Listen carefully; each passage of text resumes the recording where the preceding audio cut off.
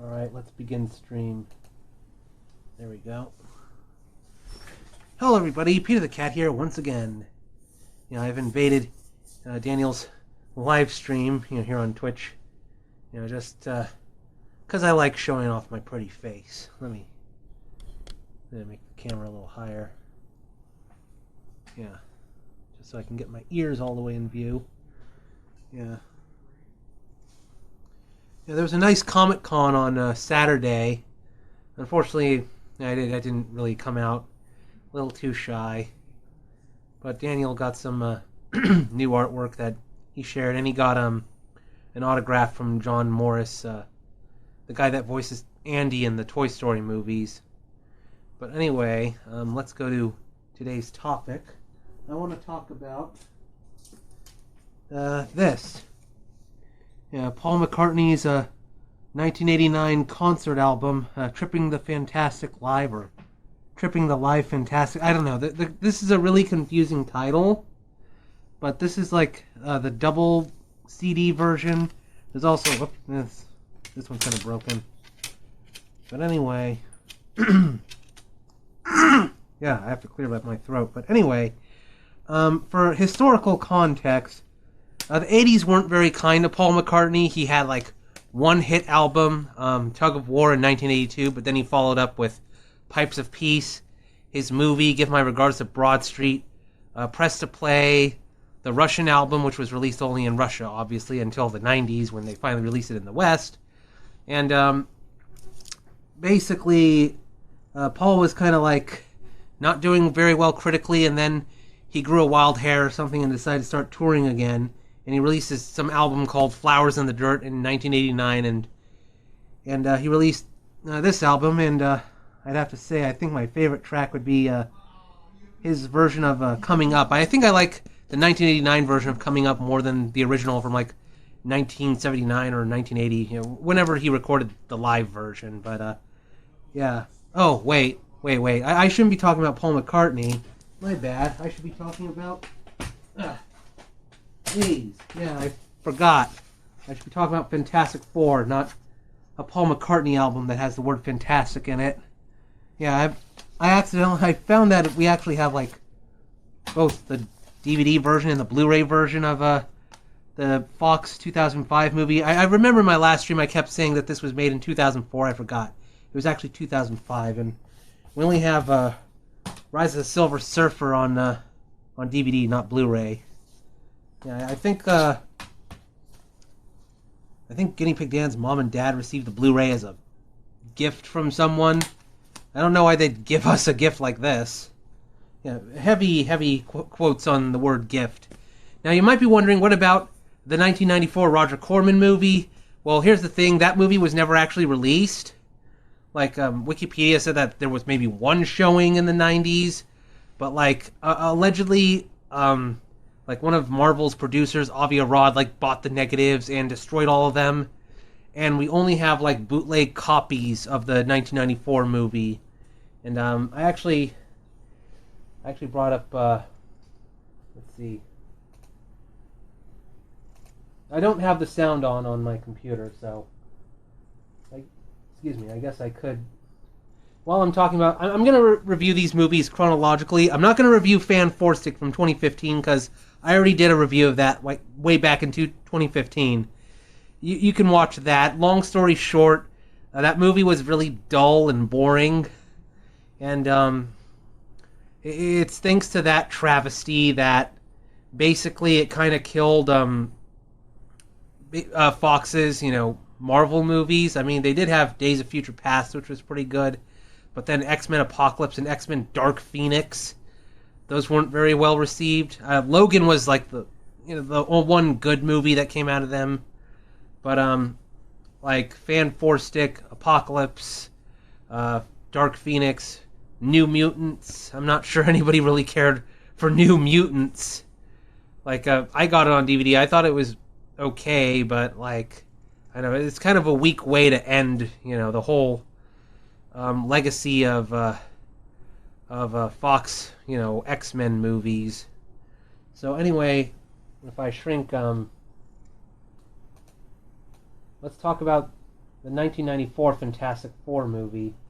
Let's see. Any comments? Oh, just Wax Badger saying hello there. Yeah, I wish I'd streamed earlier. But, dinner and everything. So, this is, a long story short about why this movie exists. Yeah, hopefully, I'm not playing any sound or anything. So, but I just wanted to show, like, what kind of film this is.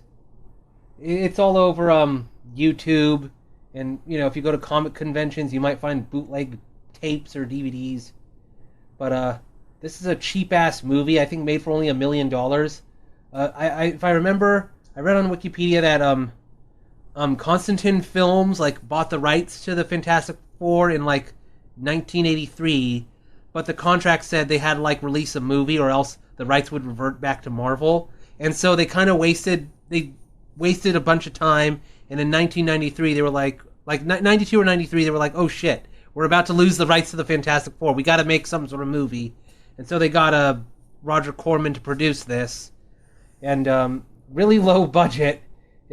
This looks like it could be a really crappy TV movie or something. Like, if I skip ahead to, this is the actor playing Reed Richards with Victor Von Doom. If I was to show... The special effects are really, really crappy. I just want to...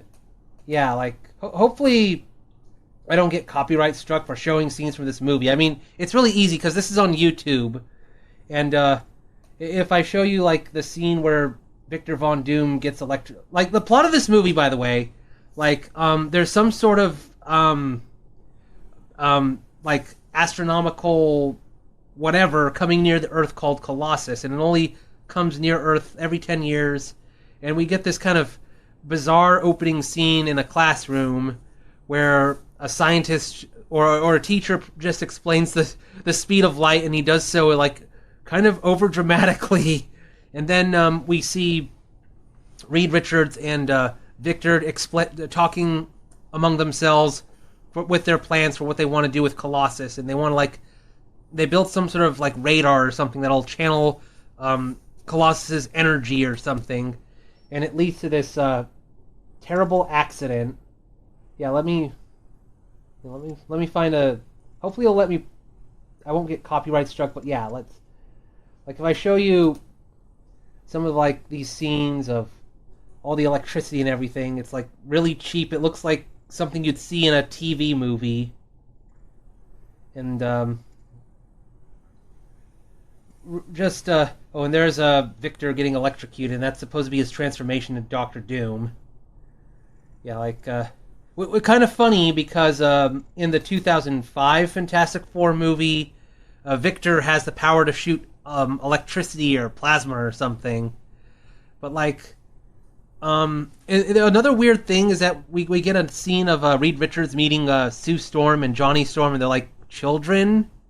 And you got to remember that eventually Reed and Sue get married, so it's a little strange that it's established they were friends when they were that young, and Reed is in college. Now there is a time skip, 10 years, so they age them up, but still it's really strange.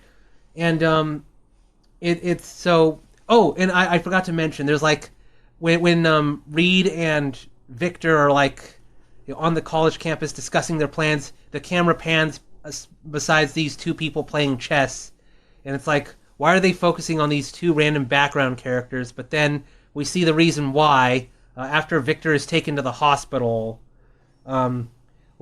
There's two doctors that say, we're sorry. Yeah, it's these guys. We're sorry. Oh wait, that's Reed. And that's one of the guys that was playing chess. But they're we're sorry, Reed. Victor didn't survive, and then they take him away. But then we see that Victor is still alive, and I don't know. These two guys suddenly just become Victor's henchmen for some reason.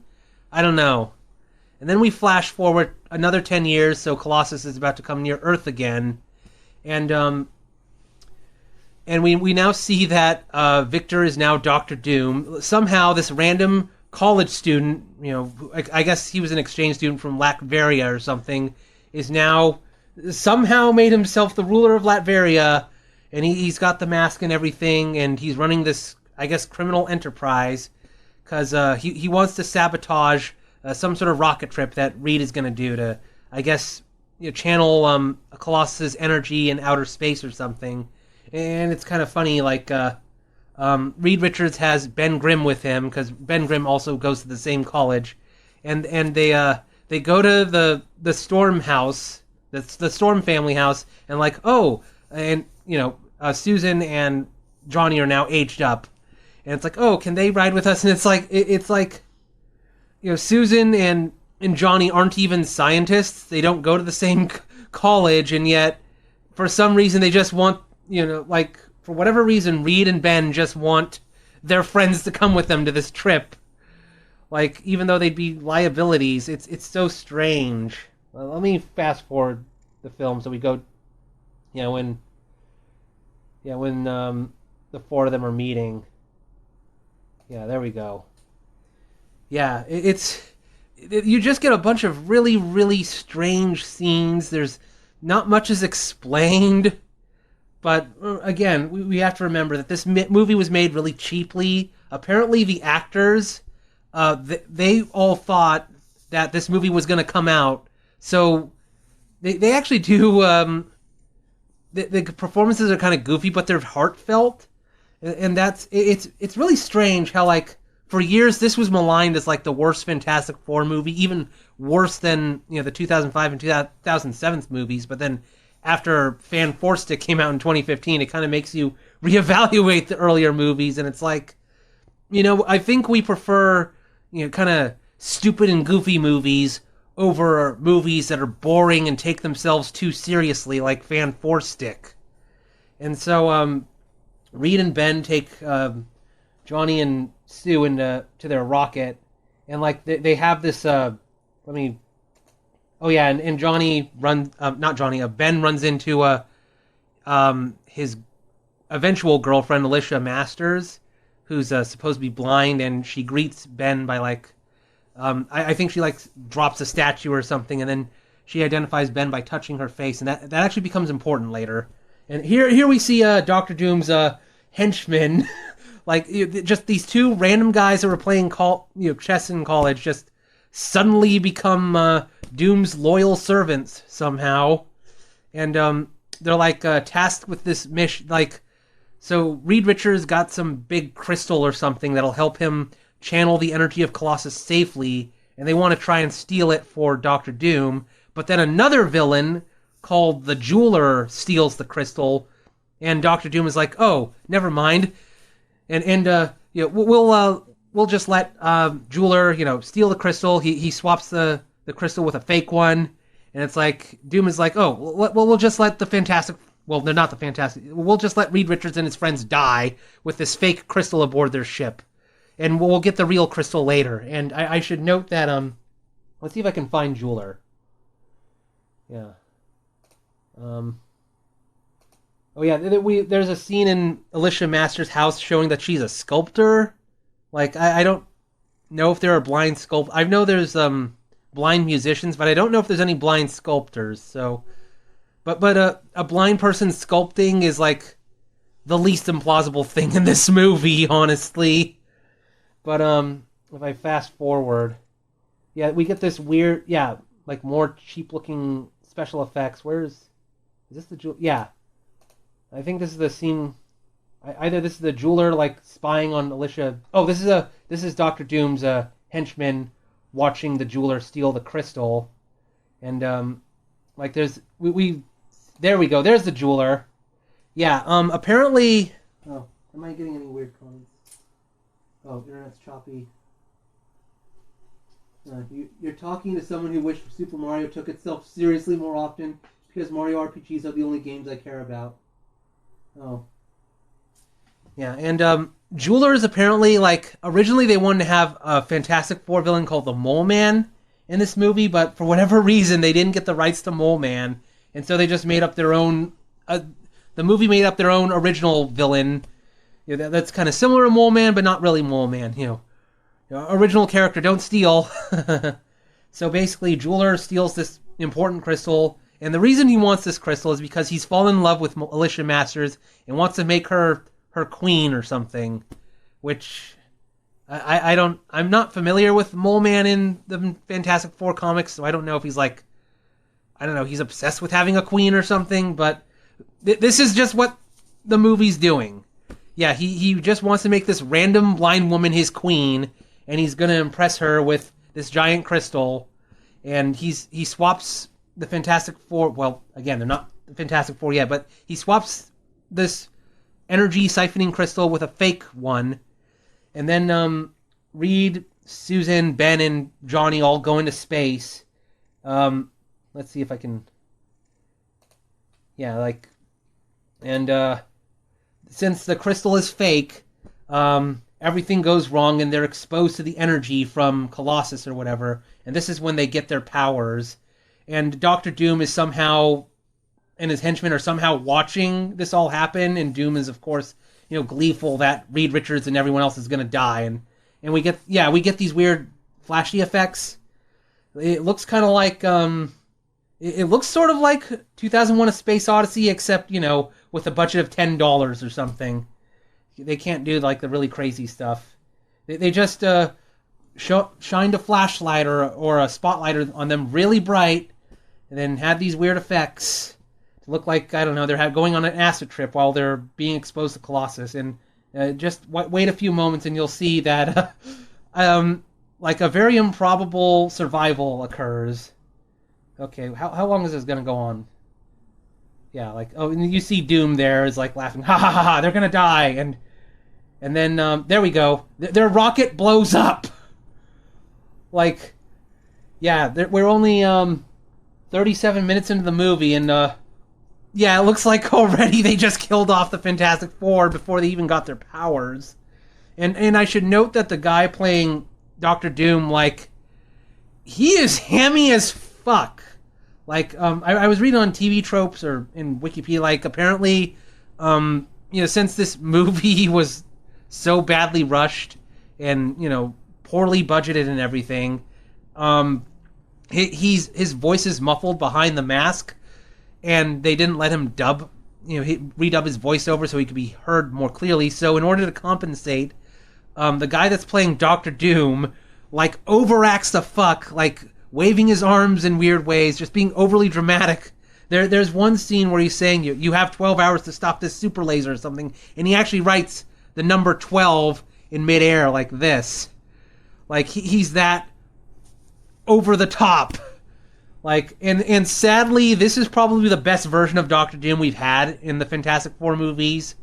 Like, when I start talking about the 2005 and 2007 movies, that version of Doctor Doom is a little underwhelming, and the less said about Crash Test Doomy from Fan 4 Stick, the better.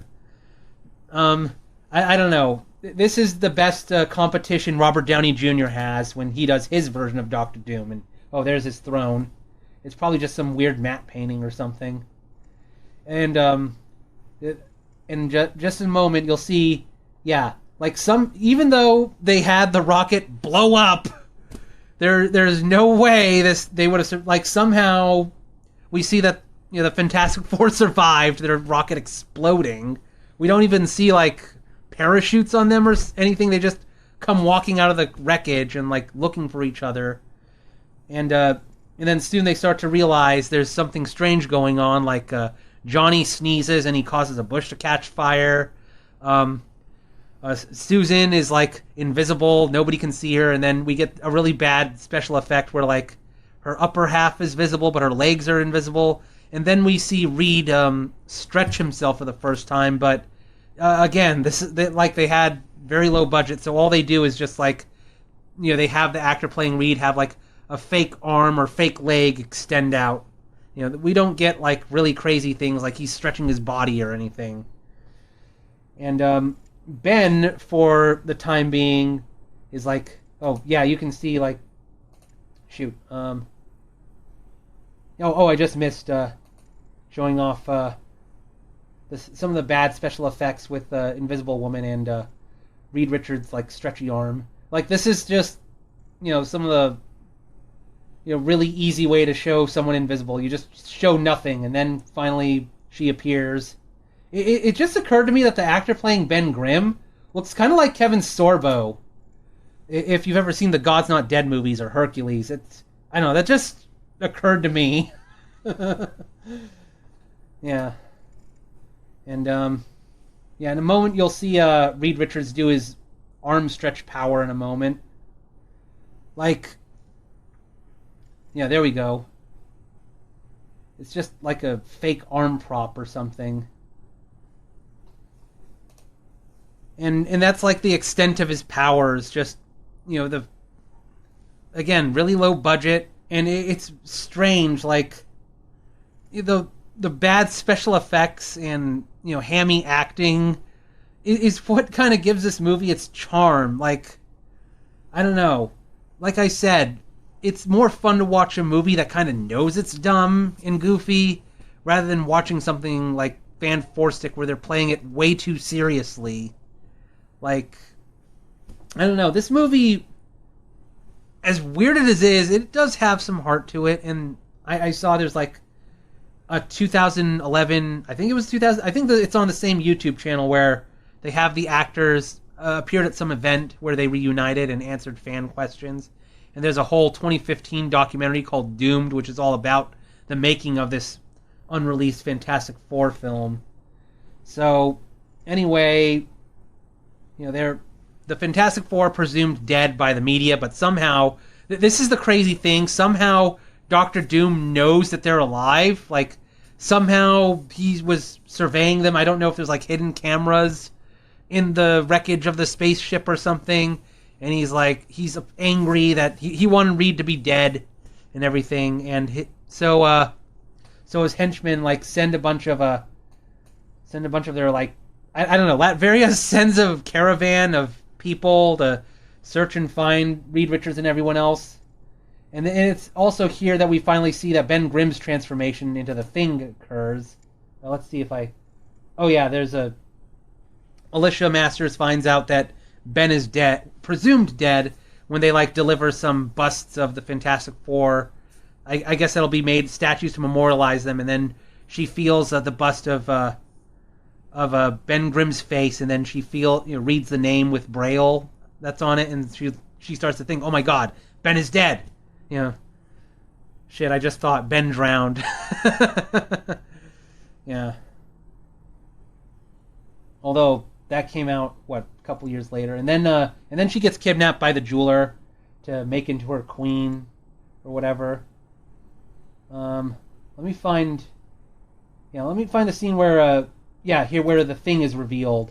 Doctor Doom sends a bunch of army people to capture the Fantastic Four, and then when they reveal the Thing, it's really strange. Like, a lot of shit in this movie is cheap looking, but then you see the Thing, and it's he actually looks pretty good. I mean, for, a 90s movie. He kind of reminds me a bit of the Ninja Turtles in the live-action Ninja Turtle movies. It's it's very strange. There's so much cheap special effects, and, Doctor Doom's outfit looks like a Halloween costume, but then, they spent a good amount of money on the Thing's outfit here. Actually making him look pretty articulate with his mouth and everything, and how his eyebrows express, and yeah, it's just so bizarre. This is the one thing they got looking right. Yeah, I said Thing. Yeah, and so we then get this kind of funny sequence where they're in this laboratory where a doctor is trying to take blood samples from all of them. And he's really scared of all the Fantastic Four. Ben Grimm crushes a chair he tries to sit in. Johnny Storm shows off his fire powers. He can't see Invisible Woman, and then he asks Reed Richards to take his own blood sample, and he just grabs the needle with his stretchy arm or whatever. And it is kind of silly. And then we get this strange scene where It's not actually explained to you that these the people that captured the Fantastic Four were actually from Latveria or something. It's in this scene where it's revealed that the Doctor is working for Doctor Doom. Okay, that's a bit redundant. A doctor that works for Doctor Doom. The doctor works for Doom? I don't know. I just don't want to sound confusing or anything. A medical doctor works for Doctor Doom. Oh, whatever. But anyway, the Fantastic Four then decide they want to escape. And we get this really... Like, I guess they couldn't afford to do a fight scene or something. And so some prison guards or whatever come in. And to cover up that they didn't have the money to do a fight scene here, they just spin the camera around really fast. And then suddenly we see the Fantastic Four... Reed, Susan, and Johnny are in like biohazard suits or something, while Ben Grimm or the Thing watches over the guards they just punched out. Let's see if I can see that moment. Yeah. Or maybe I already passed it. I don't know. Hopefully, I'm not copyright struck for this. I'm not playing any audio. It's just a video. And besides, this movie wasn't released anyway, so I don't know if I'm, like, breaking copyright law anyway, somehow. I mean, in a lot of people have... Yeah, I forgot to mention, while this is all happening, Dr. Doom sends his 2 henchmen to, like, try and negotiate with the jeweler to get the real crystal, and the jeweler is like, no, I'm not selling this! This crystal is a gift from my queen! And... I don't know. The jeweler is also kind of really hammy. I mean, he's not like Dr. Doom levels of hammy, but it's kind of weird. He kind of reminds me of Danny DeVito's Penguin a bit. Just because he's short and kind of chubby, and he speaks kind of like this. It's really strange. I don't know. Like, Jeweler and Dr. Doom make this movie way more enjoyable than it really should. And so, like, Doom's henchmen report back to him saying, he's not going to sell the crystal. And Doom's like, fine, I'll go there myself. And let's see. Do they have the scene where they do the spinning effect or something? Yeah, they're playing... Okay, here we go. Yeah, let me show the crazy spinning effect they do with these henchmen here. I don't know what Reed's doing with that card. Pretending he's going to do a psychic reading or something? I don't know. Yeah, prepare yourself. You might get dizzy from motion sickness. There we go. Yeah. They just did that to imply that a fight occurred. But there are some actual fight scenes later.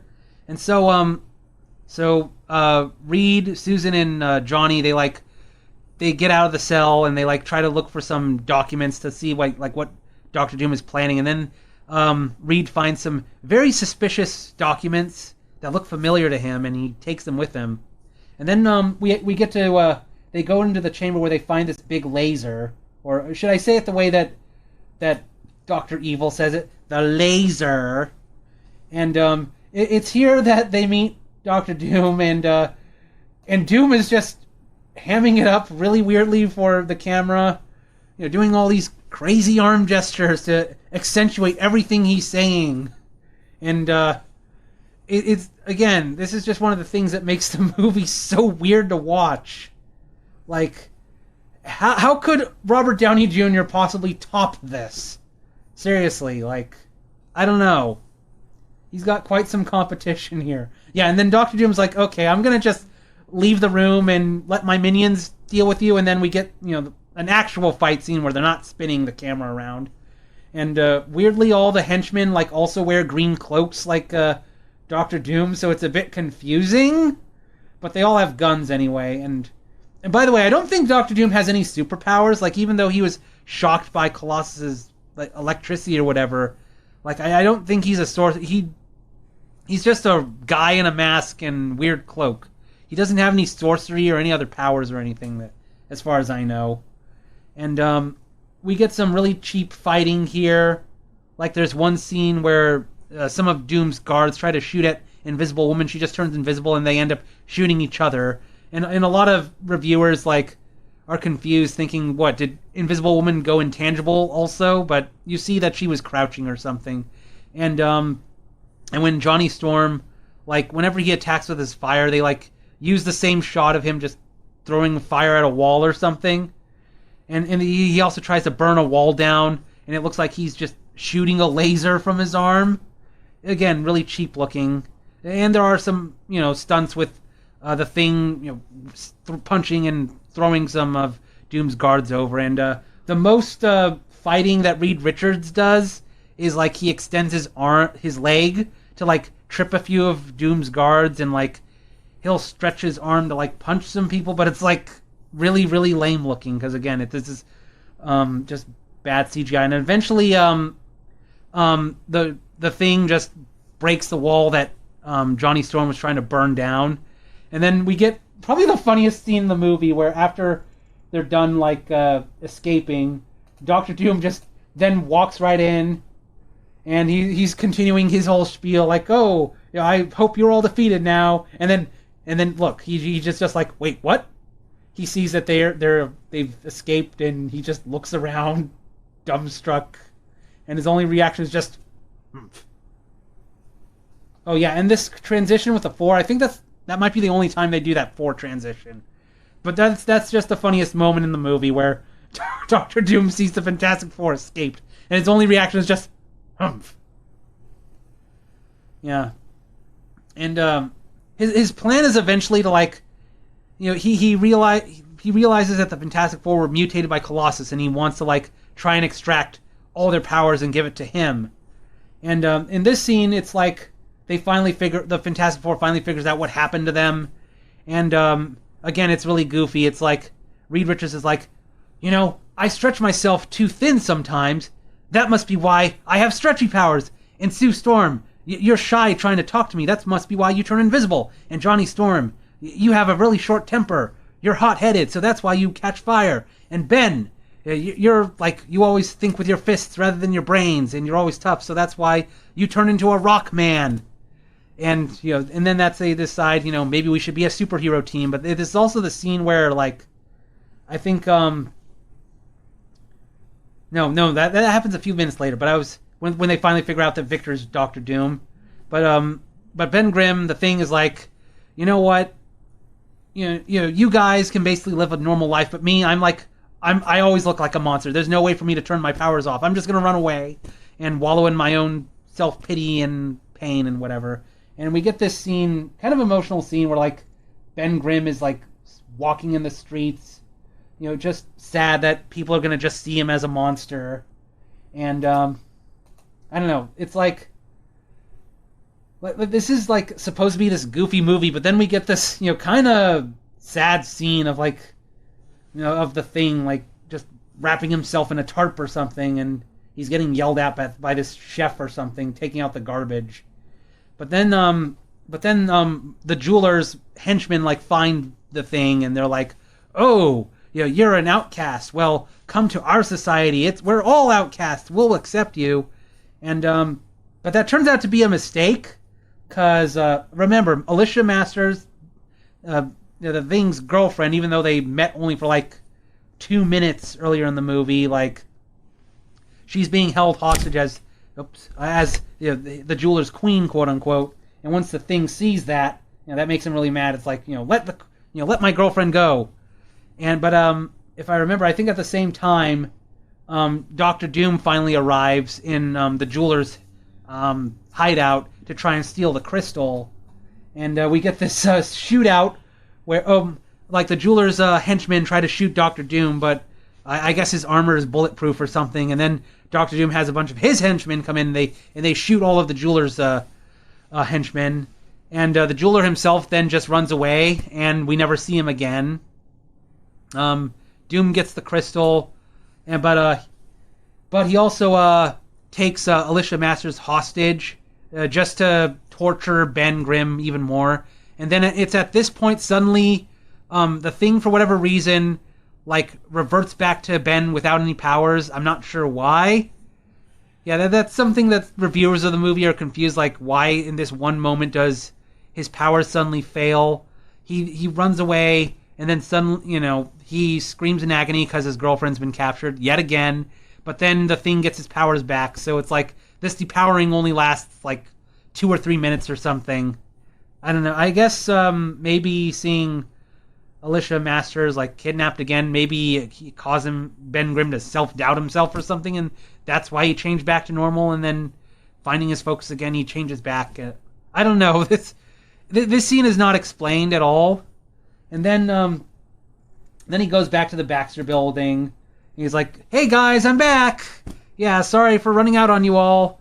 And it's in this scene that Reed Richards, like, he looks at the notes he stole from Doom's castle, and then he realizes that they're the exact same notes that Victor made, and then he realizes, holy shit, Victor's still alive. Victor is Dr. Doom.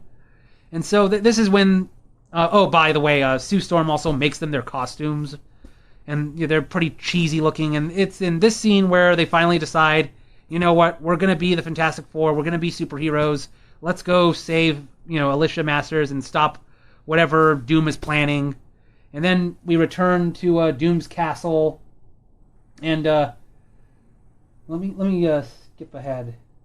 Oh yeah, and this is the scene where that's Ben Grimm changing back to the Thing, but we get the scene where Doctor Doom appears on a video screen and he draws the number 12 to emphasize, I'm gonna blow up New York in like 12 hours with my laser. Where is it? Is it this scene or I don't remember. Oh yeah. Oh, this is activate ray shields. Now let me go back. Let me find the scene where Doom is on the view. I just want to see, watch him write the number 12. Just to show like how bizarre his acting is. Where is it? Yeah. Okay, Johnny Storm looks a little too happy to see, Reed and Seuss together. I don't know. Yeah, where's the... Where's the scene of... Oh, they already have the flying car. That just comes out of nowhere, I think. Yeah, I wanted to find the scene where Dr. Doom writes the number 12 on a view screen. Oh, there we go. Yeah, he's just explained to him his plan, and he's waving his hands around, like trying to emphasize everything he's saying. Yeah, he's just so bizarre. Yeah, let me rewind a bit, because this would have been when he writes the number 12. Yeah. Could Robert Downey Jr. possibly outdo this? I doubt it. Yeah.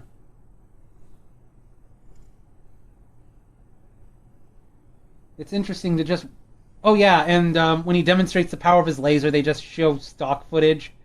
Like, honestly, it feels almost like that one scene in Austin Powers... There he goes. He just wrote the number 12, but it feels a lot like that one scene in Austin Powers where Spy Who Shagged Me, where Dr. Evil's like, fire the laser, and he just shows footage from Independence Day. Oh, that was just footage from a movie that'll be released in 30 years from later, but the real laser will be just like that. Yeah, so you gotta wonder, like, wait a minute, if they're able to, if Doctor Doom can, like, fire the laser whenever he wants, why doesn't he just destroy New York City right away or something? Why is he giving them 12 hours anyway? Did he, like, 12 hours to let the laser recharge, or, like, I don't know, 12 hours to just lure the Fantastic Four into a trap? I don't know. But anyway, they go to Doom's castle again in the flying car, and we get that activate ray shields scene. And this is when Doom is like, okay, I'm gonna steal all your powers. And we get another really weird scene. Yeah, again, Doom is just overacting with his arms. And look at this costume. Oh yeah, I'm gonna have your powers all inside of me. Yeah, again, there is no way Robert Downey Jr. could possibly top this. Seriously. It's supposedly like, Robert Downey Jr. has it like in his contract that like his face has to be visible for some amount of time. So, fans aren't sure, like, is he even gonna wear the mask that much? And there you can see Alicia Masters captured, and Ben Grimm. The Thing is, like, furious to see. But we get a scene where they're, like, being tortured and having their powers drained. And let me see. Yeah. Oh, yeah. And it's how they escape is really weird. It's like somehow Reed Richards is able to like poke his toe through the force field, stretch his foot, and then he kicks the whatever thing that's like zapping away their powers. But then it like spins around and destroys the ray shield thing, and they're able to fight and everything. And Doctor Doom kind of just freaks out once the Fantastic Four is free, and he's like fumbles really quickly to fire the laser. Yeah, and there's one of those shots where they just repeat that shot of Johnny Storm shooting the same fireball, and once again, Invisible Woman looks more like Intangible Woman, with guards just bumping into each other. And where's the scene where? Yeah, there we go. Where Doctor Doom just freaks out, and look at this. He hovers his finger just very dramatically over the button, and there you see some of the bad stretching special effects. It's like, why is he hesitating to press this button? It's just so strange. Yeah, again, just reusing the same shot of a fireball being thrown. There we go. He just hovers his finger over the button for like a second or two. Like, why is he even doing that? Then he finally presses it. And, it's just, again, really weird acting choices all over the place. Like this was considered the worst Fantastic Four movie, one of the worst Marvel movies, even though it was never released. But now, because we have movies like Fan Four Stick, suddenly crap like this is just way more entertaining. Yeah, and trying to see. We also get the final dramatic fight between Reed Richards and Doctor Doom, and this is the only scene where Invisible Woman does force fields. But we also get apparently this movie used some CGI, and it's for this one scene where Human Torch flies for the first time. And I remember TV Tropes compared this to the one Fleischer Superman cartoon where he has to punch a laser. Yeah, like he just holds really still, but then now he flies, and it looks really, really crappy. It almost makes me think the Pepsi Man, kind of. Because he's just completely featureless. The way he's rendered CGI, and they save Alicia Masters, and she realizes the thing is Ben. But let me skip and see if they... Oh yeah, we get Reed Richards' confrontation with Doctor Doom, and this is Doctor Doom's trump card, is that in his gauntlet, he has some Wolverine claws or something. Yeah, but Reed Richards is able to punch him out in 3 punches. So yeah, that's our our climax. But then Doctor Doom gets thrown over the edge, and he's hanging on. He's Reed, save me! Together we can rule the world or something. But then I don't know. Doctor Doom for whatever reason decides to just let go and kill himself. But Reed still has the gauntlet. Not the Infinity Gauntlet, Doctor Doom's glove or something. And we get this really strange scene where Reed just puts it down, and the fingers of the gauntlet just twitch slightly. So it makes me wonder, was this supposed to imply that Doctor Doom didn't really die falling down? It's just so bizarre to think that, they left the potential for this movie having a sequel, maybe, even though, behind the scenes, the higher ups may not have even wanted to release this movie. Yeah, there you can see the fingers twitch. And here we go. Here's the CGI with Human Torch trying to stop this laser, and people compare it to that one Fleischer cartoon where Superman's punching the laser. That's kind of what it looks like, and I don't know. This wow. It looks like just a bad cartoon. And then somehow he pushes the laser back into outer space, even though it didn't come from space, and it blows up. And it looks like we see an atom or something. It looks like an atom, yeah.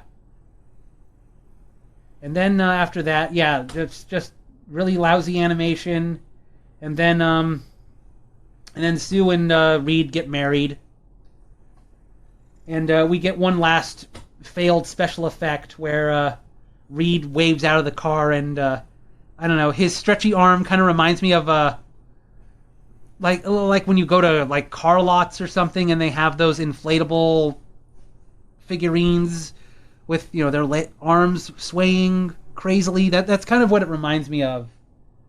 Yeah, let me just skip and yeah, there we go.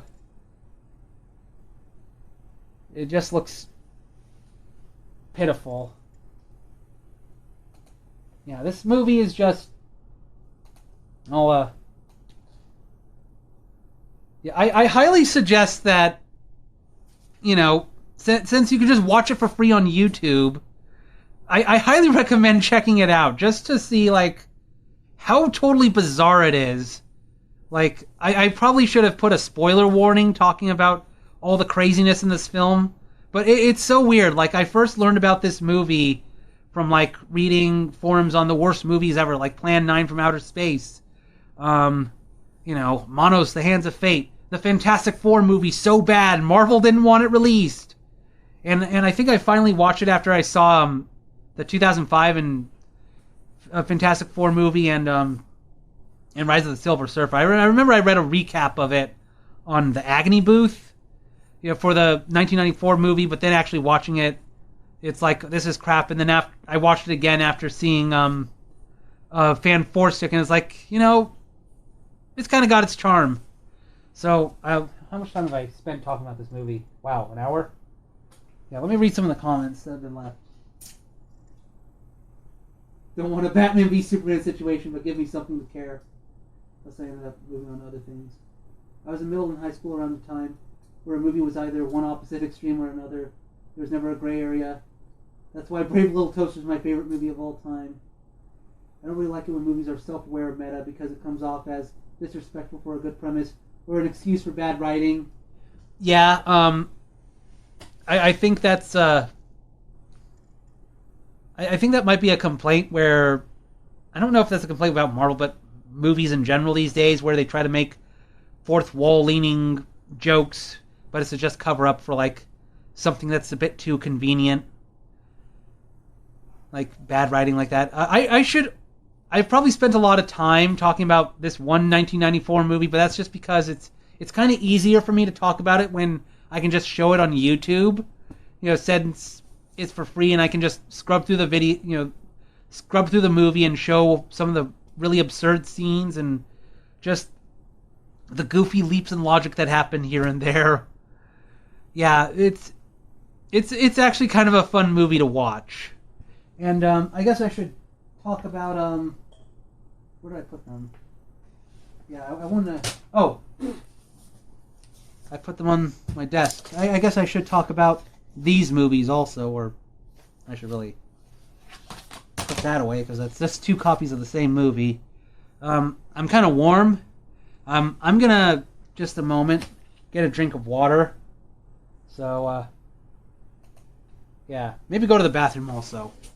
So BRB. When I'm back, I'll talk about the 2005 and 2007 Fantastic Four movies. Okay, let's do the next movie review. Here we go. Fantastic Mr. Fox. This is like a stop motion movie, and all the animals look like little, almost strange looking plushies, and you got the voice talents of George Clooney. He was Batman in Batman and Robin. So we have a comic book connection there. Meryl Streep.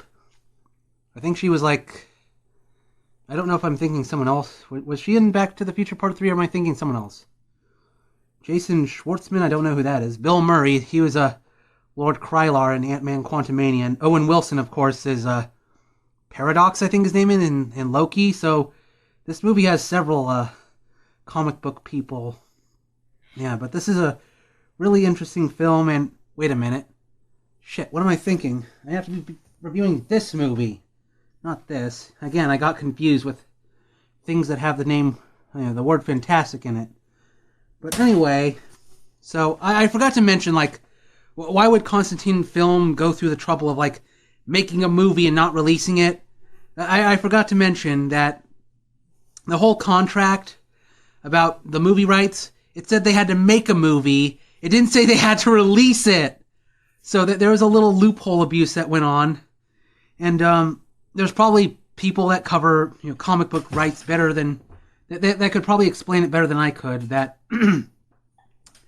so like after that the 1994 movie was shelved and not released, and except for like bootlegs that leaked out somehow, 20th Century Fox acquired the rights to the Fantastic Four from Constantine, but you'll see that on this movie, on Silver Surfer, and even Fan Forced It, Constantine is still like credited as producers or something. So I don't know. I guess there's a rights sharing deal.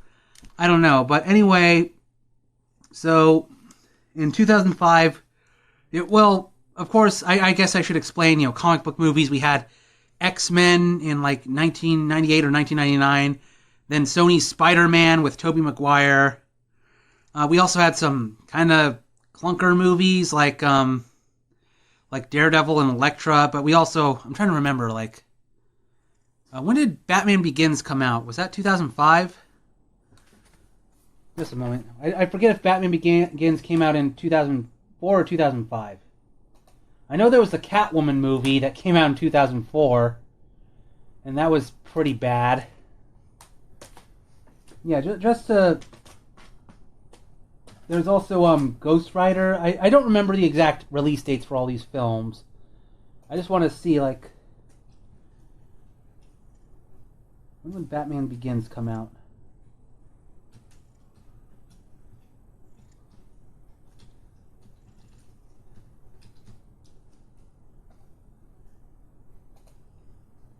Okay, June 15th, 2005. When did Fantastic Four 2005 come out? Superman Returns, I think, was 2006.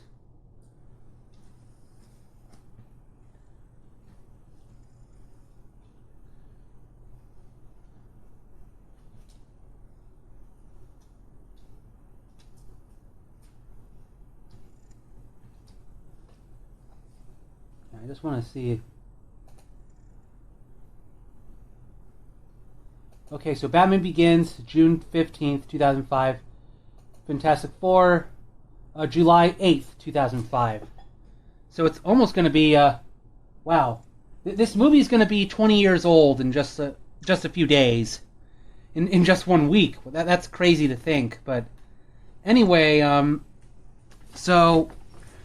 Just to give you an idea of what the comic book movie landscape was like, we had the X-Men movies coming out, Sony's Spider-Man, we had Daredevil, and I don't remember if Elektra came out at this time, but it's like there were some good films, there were some not good films that weren't as good, and Fantastic Four, how am I going to distinguish this from the 1994 movie? Fantastic Four 05, I don't know. Yeah, this movie was not very well received. Somewhere, I think I have a Mad Magazine issue. I don't remember if it was parodying this movie or doing a parody of Rise of the Silver Surfer, but somewhere I've got a Mad Magazine issue that makes fun of these films. But anyway, I think a lot of the criticism was like aimed at acting, like people thought Jessica Alba's acting was wooden, and comic fans were not exactly happy with how Doctor Doom was portrayed. Like in this movie, am I still full screen or am I showing my computer? Okay, I'm still full screen. Okay, I wasn't gonna show my I wasn't gonna show my computer screen. I just wanted to focus on me. But anyway, so grab the film. But anyway, and you'll also notice that the guy that's playing Human Torch, that's Chris Evans prior to becoming Captain America. Yeah, so it feels very weird watching Chris Evans before Captain America, like playing a completely different character who's not as who's more on the edge and short-tempered. Whereas Captain America is a goody two-shoes and everything. It kind of shows you his kind of his acting range that he can play two very different heroes. And then, of course, he got to reprise his role as Human Torch in Deadpool and Wolverine, and we got that funny scene where as Johnny Storm, he just cusses out Cassandra Cain, or not Cassandra, Cassandra Nova. That's her name, I think.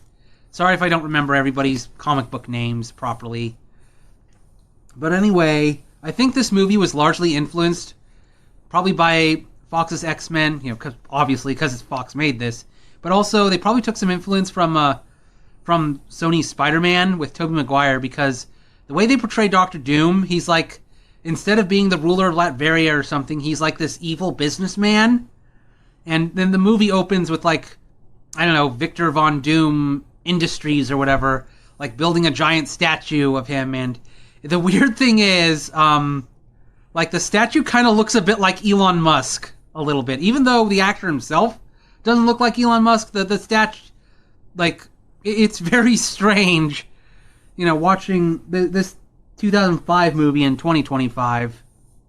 But anyway, I'm guessing that they're taking they took inspiration from Norman Osborn being this corrupt businessman in Sam Raimi's Spider-Man, and so that's how they're portraying Doom, is kind of just this slimy person. He says he wants to do this experiment to better humanity, but it's probably just a vanity project for him.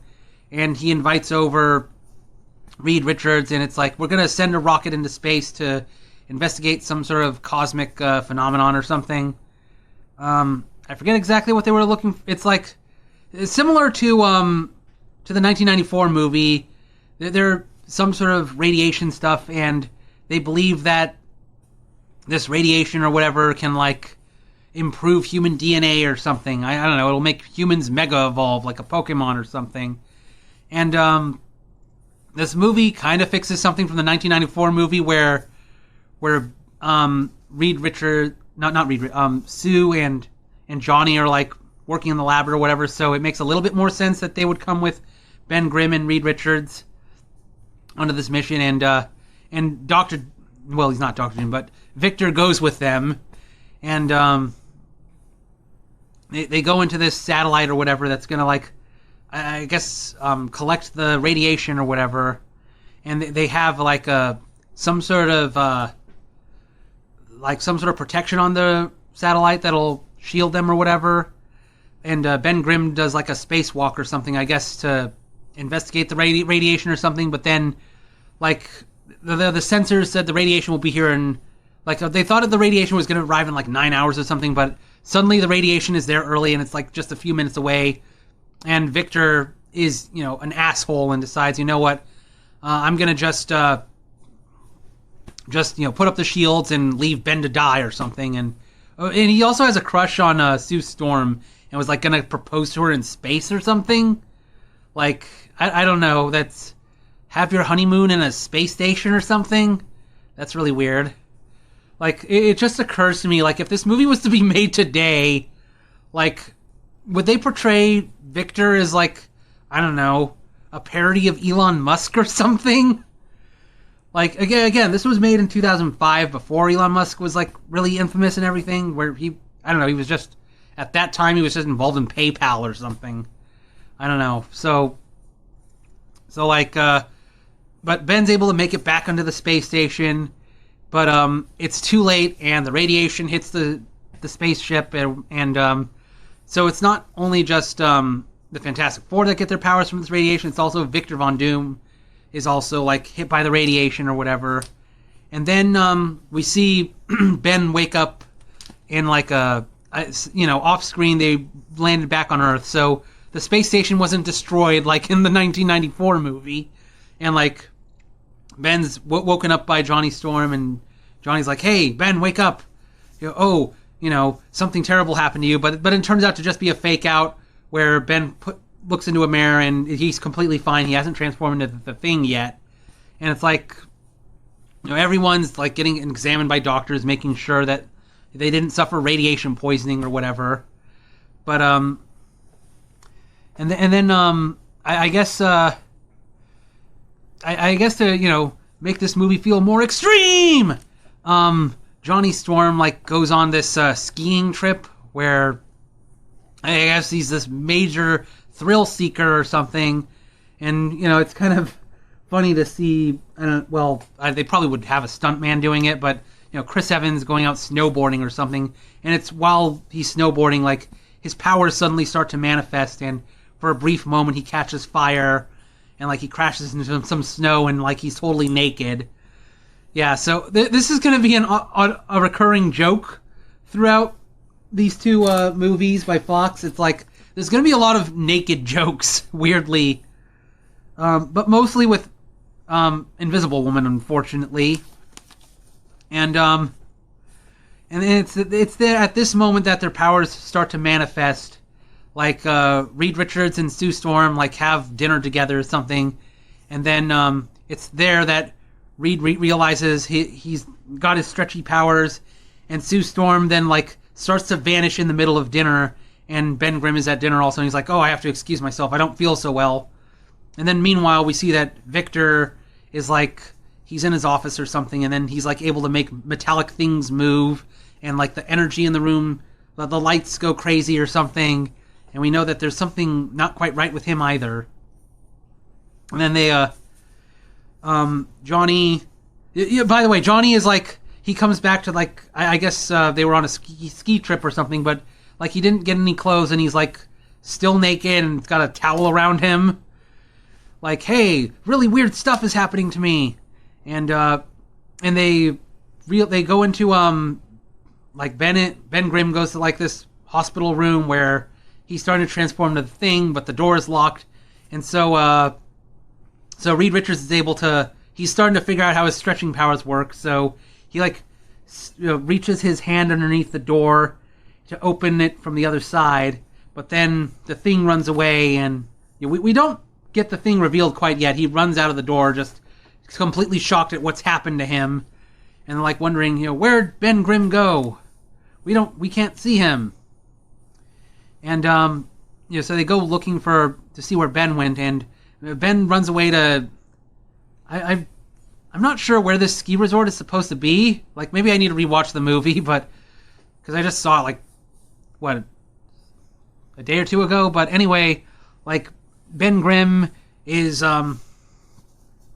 like he's running away to I guess New York or whatever, to his home, trying to call his girlfriend, not Alicia Masters yet, it's someone else, basically letting her know that, hey, I've had some changes happen recently. And then once his girlfriend sees him, it's like, oh my god, you're hideous. We get the reveal of him as the Thing. And well, I do like the 1994 version of the Thing. The version of the Thing here isn't too bad either. It's nicely detailed and everything. I kind of do like, I don't know, the 1994 version of the Thing did kind of have a bit of charm to it, just because it kind of reminded me of the Ninja Turtle suits from their 90s movies, kind of just being like an animatronic and everything. I don't remember if the Thing is supposed to be a special effect, or if they actually had the actor in a costume or something that's just really more detailed. I should probably look into that, maybe. But anyway, it's like, Ben Grimm is having an identity crisis or something. Like, oh my god, I'm a hideous monster, and he hides on a bridge or something, just sulking, the Incredible Sulk. And then like there's this guy that gets on the bridge. I guess he's about to commit suicide. I'm not sure if they're trying to imply that Ben is going to commit suicide and jump off the bridge, even though, he would probably survive in the water. But Ben tries to tell the guy, oh, you think you have life hard. Sorry. Just talking so much. I need a hack of hairball. But anyway, Ben's trying to talk this guy down to not kill himself. Oh, geez. I just realized, I should... do I have to use, the censored words or something? Not to self-delete or whatever? Yeah, I just forgot. These days on the internet, you're not supposed to say edgy words like that. It's either delete yourself, end yourself, self-terminate, whatever. They want you to use euphemisms, or else you can't get monetized or something. But anyway, And I remember this being one of the criticisms, I think, of the film, like on the Agony booth. It's like they feel like most of the time the Fantastic Four are really just spending most of their time fighting each other rather than villains or causing their own problems. And this scene is an example where Ben Grimm tries to get this guy to not jump off the bridge and end his life, but the guy falls into the big bridge street below, and then things jumps down, and then like it causes a whole traffic jam. A giant truck crashes into the thing. Of course, he doesn't have a scratch, and basically he just causes a giant, just a huge ass traffic accident on this bridge. You know, cars crashing into each other, and trucks about to flip over, and like people fall off the bridge, hanging on for their lives. And that's when the other members of, again, they're not quite the Fantastic, but that's when Reed, Sue, and Johnny like run over to, they're still trying to look for Ben, and they're like, oh my god, he's on this bridge, he's causing. But even though like Ben just caused this giant accident, like they don't really get into trouble for it. Like he tries to save people, like lifting up a truck that's about to fall over, and people are cheering him. And in order to get closer to the thing, like Sue Storm has to like strip her clothes and turn himself invisible. And this is one of many jokes in these movies where Sue Storm has to strip naked and in order to turn invisible, because her clothes don't turn invisible with her. That's one of the differences between the 1994 movie and this film. Like that's something that's kind of confusing. Like whenever Reed uses his stretchy powers, his clothes will stretch with him, and like Sue Storm could be in any types of clothes, and they would turn invisible with her. But in this movie, they try to, I guess, be a little bit more realistic, where it's only her body that turns invisible. But they explain later on that the super suits, the super suits they wear as the Fantastic Four, like they were wearing those in the shuttle when they got hit by the radiation, and so the radiation inherited their powers as well. So Johnny Storm's super suit is fireproof. Sue Storm's suit, can turn invisible with her, and Mr. Fantastic's suit can stretch with him. But then we'll see they're inconsistent. Like later on, there's some scenes where Reed is wearing normal clothes and they stretch with him. Yeah, it's just, I don't know. I should go back to talking about the bridge scene. Yeah, so like, Invisible Woman has to strip naked in order to get through the crowd. And they basically, Reed, Sue, Johnny, and the Thing, like, save a bunch of people. And, the crowds cheer them. Yeah, I mean, there's a bunch of police that are freaked out by the Thing and everything, but, even though the Thing, like, caused this giant accident, people are cheering him anyway, and along with the other three. And Johnny Storm, like, it loves the media attention and decides to, like, start talking to the press, and Reed and Sue are like, no, Johnny, don't do this. We don't want all the unwanted attention. We want to try and find out how to cure ourselves or something. And again, because this movie wants to be extreme, we get a scene where, like, Johnny Storm, like, goes dirt bike rides an excite bike competition or something. And because he almost flew on that skiing trip, he tries to fly again, he does some bike stunt, and he tries to fly again, but it fails, and he just falls. But even though he failed at this trick, the crowd still likes him and everything. And Reed, Sue, and the Thing are basically just kind of fed up with Johnny, like, being so full of himself and, just trying to get all this attention and everything.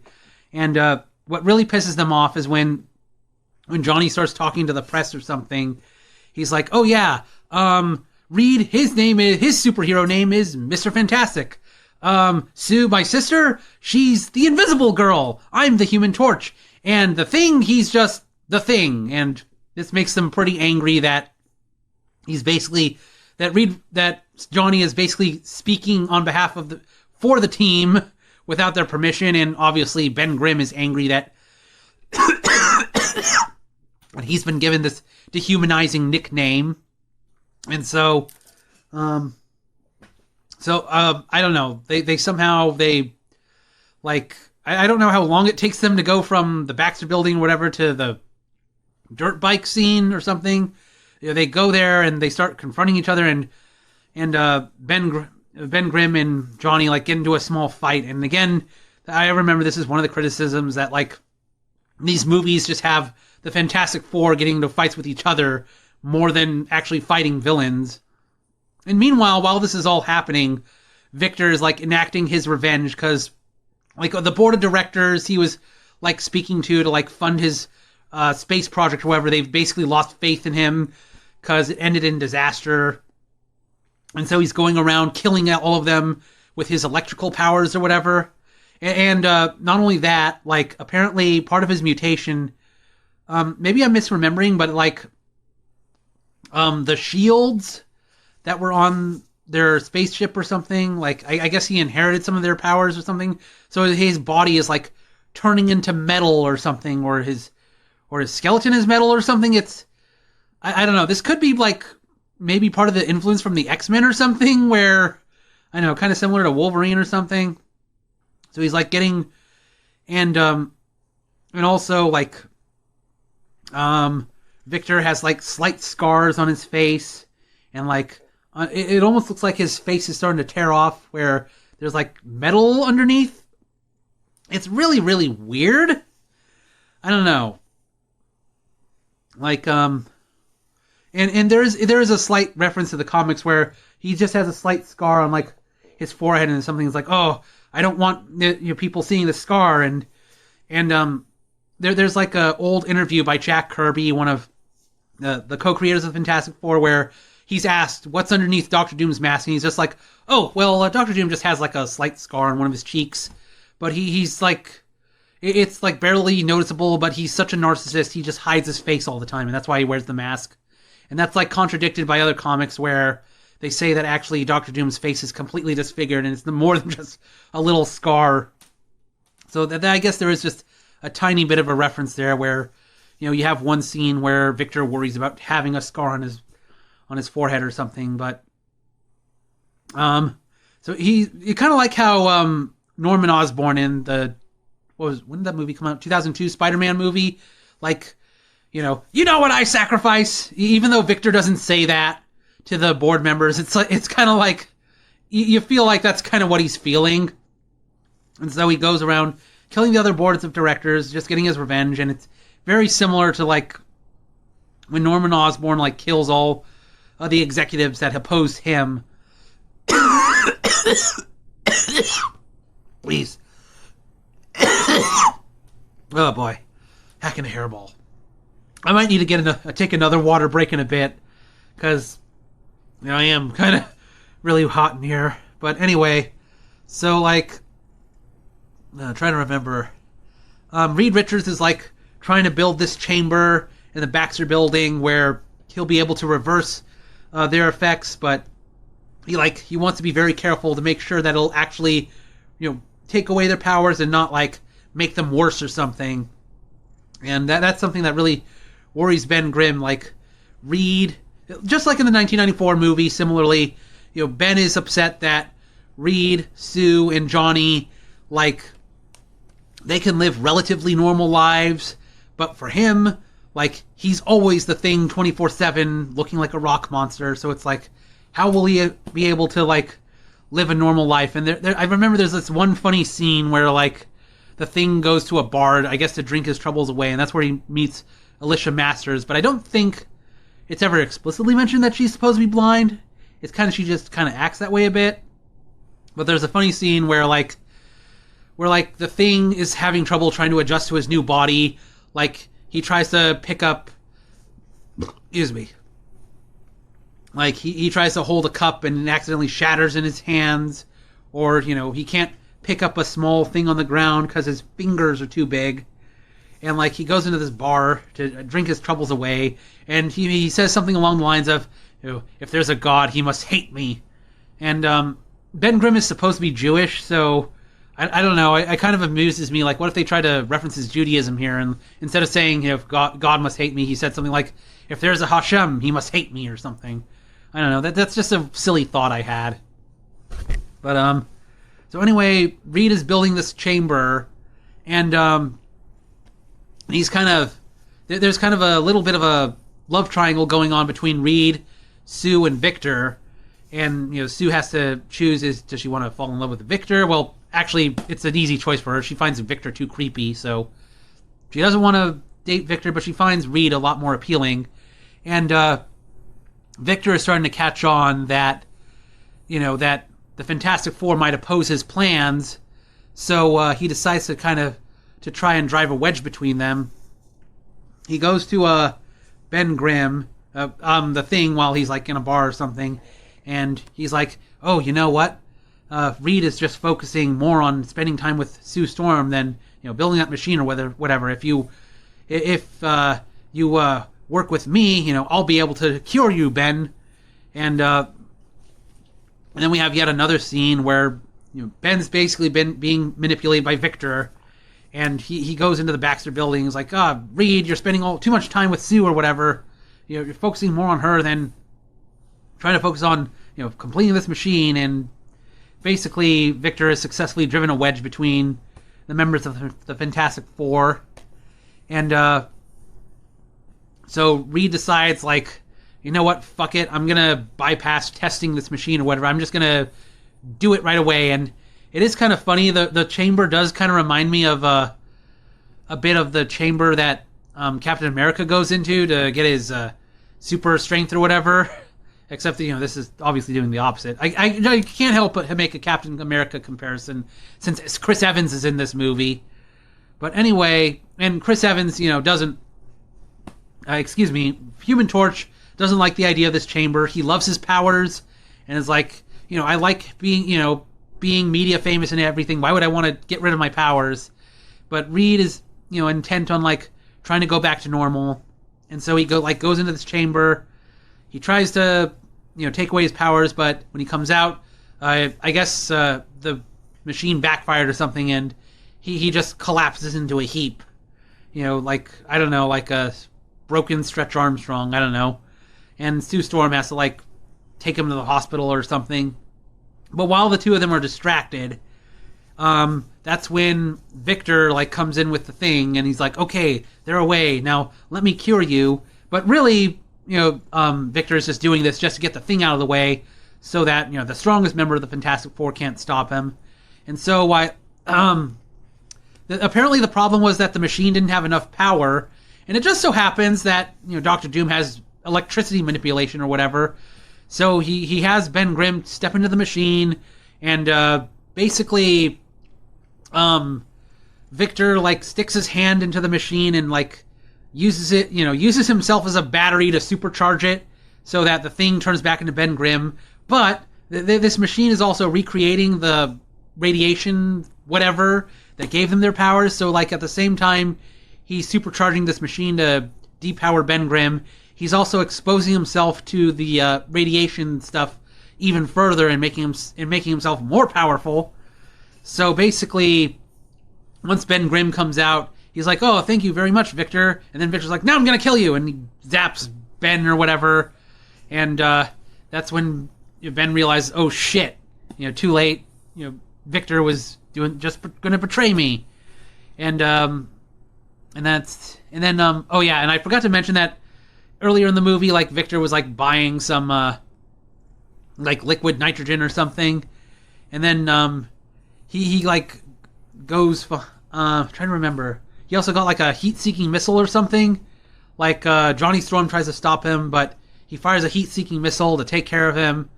And then I think this is also when, finally, towards the end of the movie, he finally puts the mask on or something. It's like some sort of gift he got from Latveria or something. Like, his face isn't even that, like, horribly scarred or anything. It's just, just, like, bits of metal peeking out from under his skin. And he just puts the mask on to, I don't know, just look intimidating or something. And then puts on kind of a weird-looking green cloak. Like, Yeah.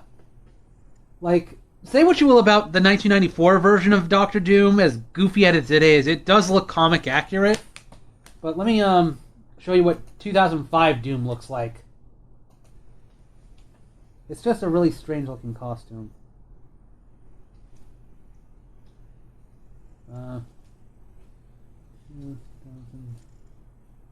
Oops, 2006, 2005.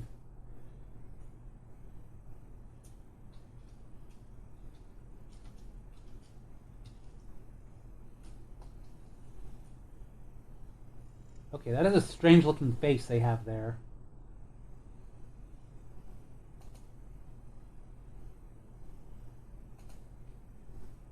Oh, here we go. Oh, shit. Why is it taking me to Facebook? But anyway, is that supposed to be Nicolas Cage?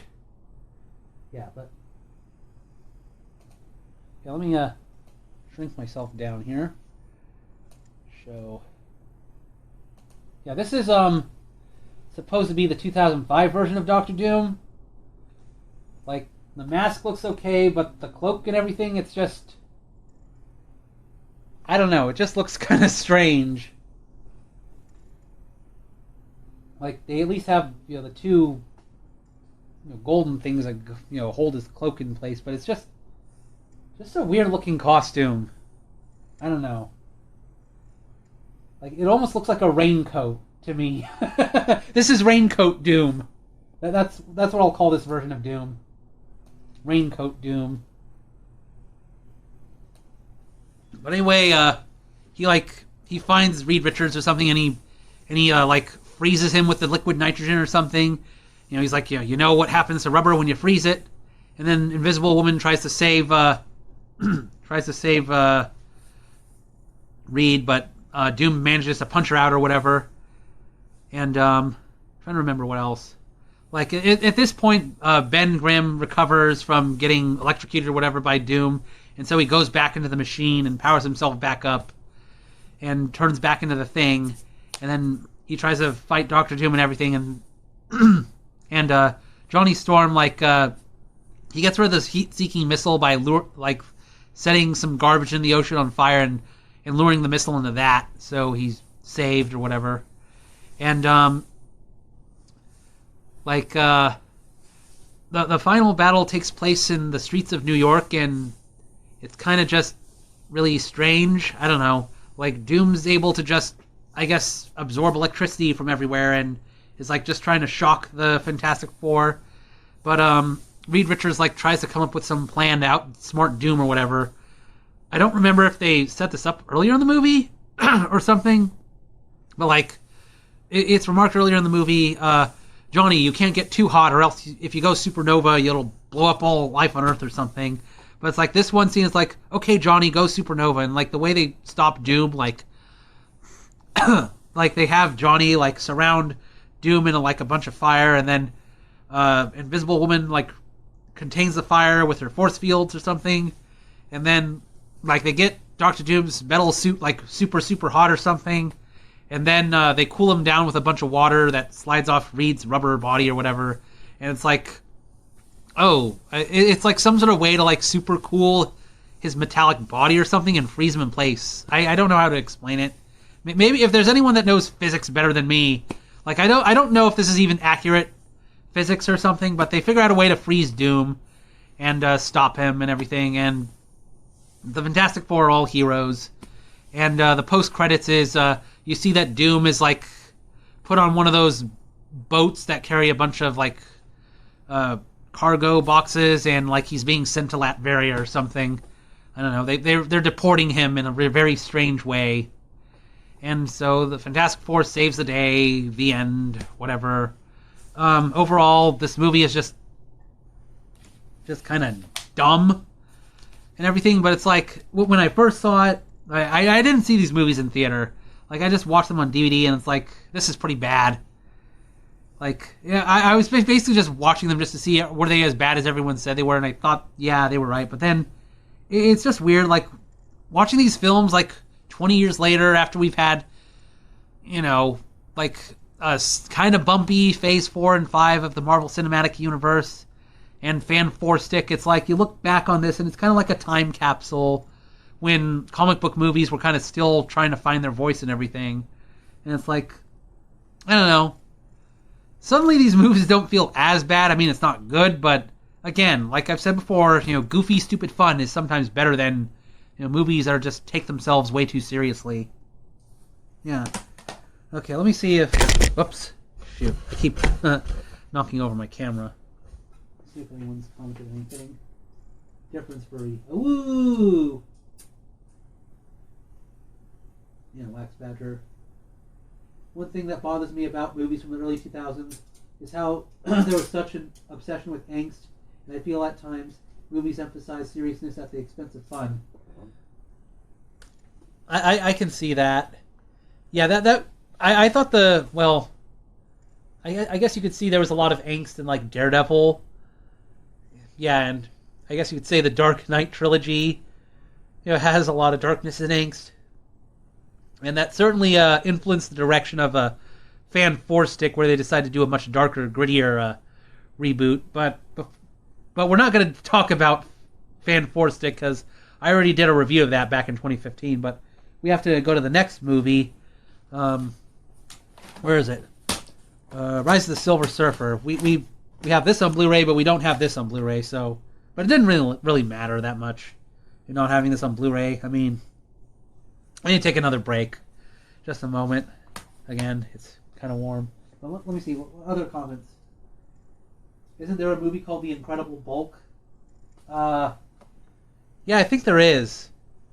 I think it's like a movie where they tried to make it intentionally bad, though.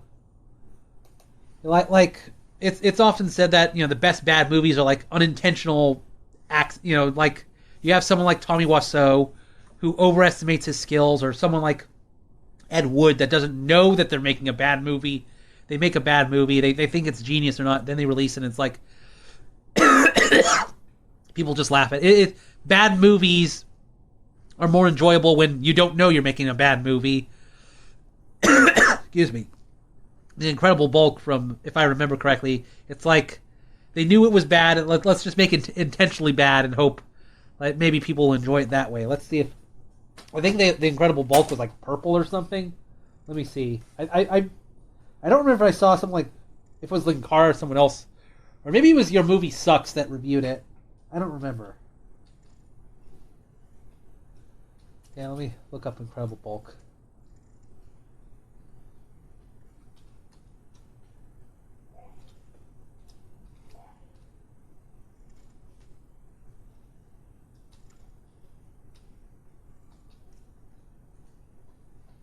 Yeah. He was purple. Yeah. Before we had the purple guy in FNAF, we had this purple guy. Yeah, check this out. Yeah. I don't know. This is Thanos after, I don't know. He really let himself go. And, I don't know, forgo clothes or something.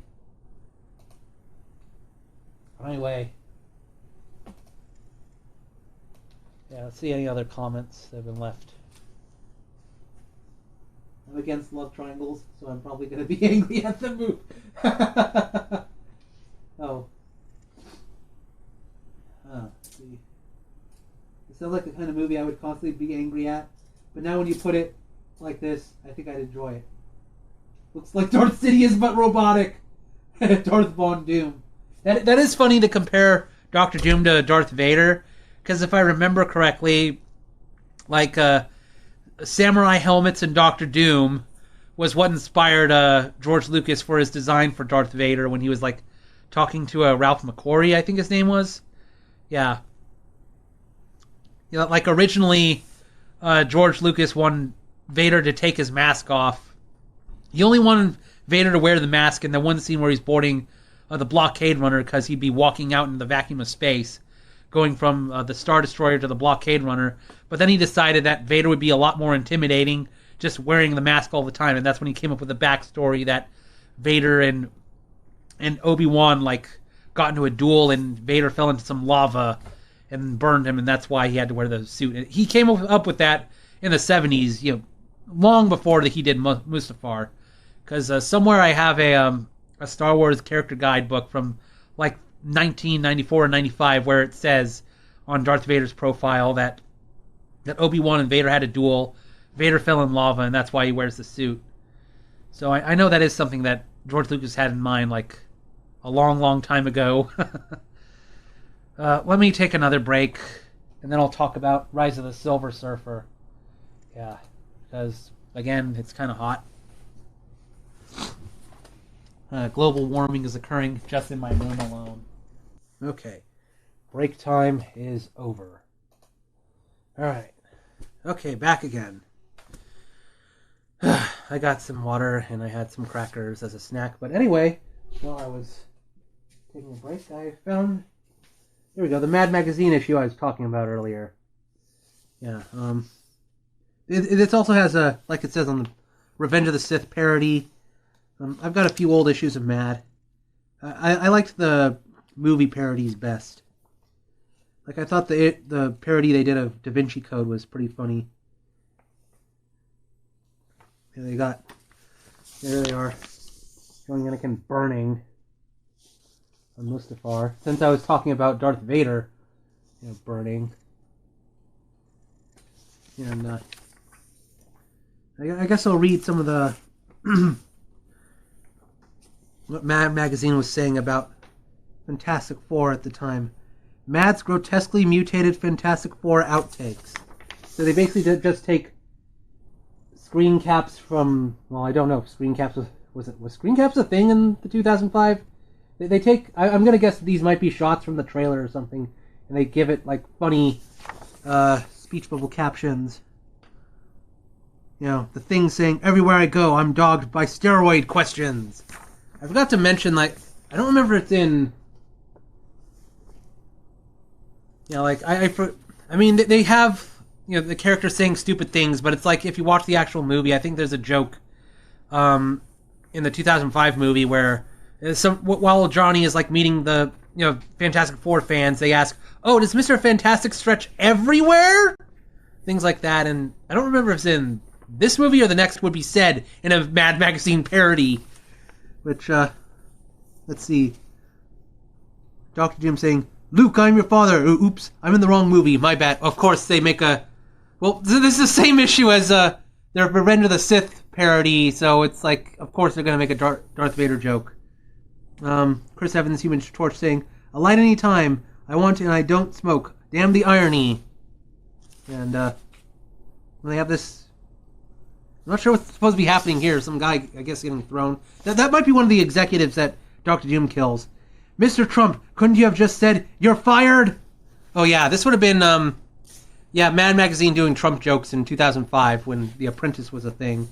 I think there are Mad Magazine issues that, like, collect all their articles on Trump or something, and, like, it's an internet meme to show, like, I don't know, Mad Magazine in the 90s with a cartoon saying, "When should you believe Donald Trump?" Donald Trump saying that he's a successful businessman, and it shows a panel of Trump selling issues of his second book, Art of Survival, and then the second panel is like, "Or should you believe Trump when he's, like, begging his bankers for loans or something?" And it shows Trump, like, bankrupt and trying to beg, like, I don't know, his banker loans or something for extra money, and it's like, even back then, people were saying he was a horrible businessman. And let's see, the thing in what looks like snow... "You fool! The instructions said 1 capful of detergent." And there he's... Yeah, and then we see Sue Storm and Reed kissing. "Let's find out how long that tongue of yours can really stretch." But again, like I said, they do a joke about, can Reed Richards stretch everywhere? Can he stretch every part of his body? It's like they already say stupid shit in the movie itself. Like Fox... Mad Magazine didn't really need to make things up. Bill Fibbers, Fox News. "Is it true your horrible accident was caused by liberals?" Oh yeah, there is there's some product placement scenes, like Fox News appears in the movie, because obviously, it's Fox producing the film. And then, I think that's supposed to be, I'm not sure if that's like Doom firing a blast of energy or Invisible Woman projecting a force field. Ew, cover your mouth when you sneeze. Yeah. And then, let's see. We see the scene where Sue Storm is at dinner and she turns invisible. Hello, I'm up here, pig. Stop staring at my chest. That joke is basically not too far off from some of the jokes they have in the actual movie, though. Like I said, they do several, Invisible Woman has to get naked scenes. And then they show Johnny Storm heating up. Obviously, I need a sunscreen with much higher SPF. And that's in that corner. And then, next page. I think they also have some, like, cartoon parodies of Fantastic Four, but I'm trying to see. I thought I saw some. Yeah, like some comic parodies where they show Reed Richards winning a game of Twister. Things like that. Let me finish up the goofy photo captions, because it was just like one more page. So we have Chris Evans, Human Torch, looking at Ben Grimm, looking sullen. Don't be so hard on yourself. A good skin moisturizer should clear that right up. Well, it's funny they mentioned skin moisturizer because there's a zit joke in Rise of Silver Surfer. And they show one of the cars that's falling off the bridge. All in all, it's still been one of my better New York City cab rides. And then we have the scene of I guess it's when they first getting their powers, and Chris Evans is still naked from his botched ski trip. Oh my God! Oh my God! Sue Storm saying to Reed, "Wow, you really can stretch everything." Like, they made that joke in the movie itself. Yeah, I'm. You know how there's jokes like epic movie or date movie? I don't remember, like the really bad movie parody films where it's like they parody movies, but they don't actually watch the movies themselves. They just watch the trailers.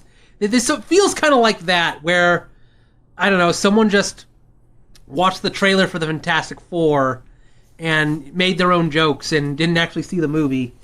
Wow. And then there's two more. Johnny Storm, like, looking at his burning hand. That's the last time I grab a hot poker straight from the microwave. And then the end of the movie when Johnny makes a 4 in the sky. If we really want help to rid this city of crime, we should teach the Human Torch how to make the bat signal. Yeah.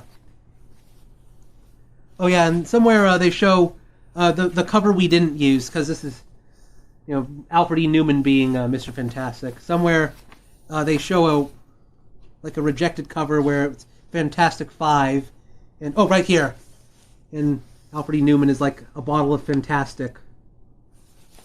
Yeah, so enjoy this little throwback to Mad Magazine, because I think they went out of business a few years ago, and all their reprinting are just like old collections, like Mad About Star Wars, Mad About Movies, Mad About Trump, Mad About insert noun.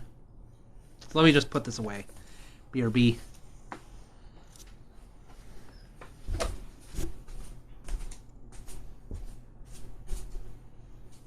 Oh, maybe I should show this off. Again, I don't know if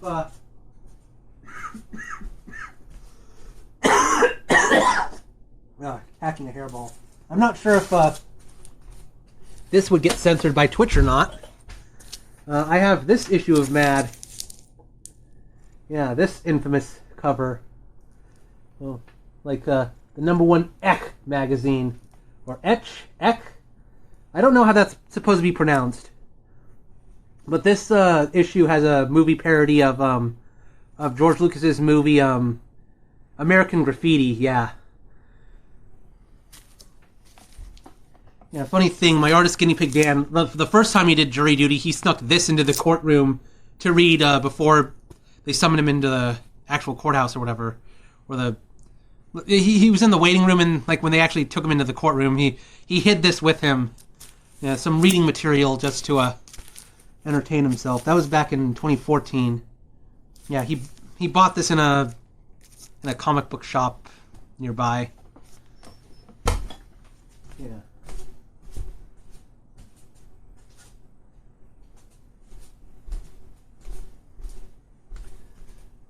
Alrighty.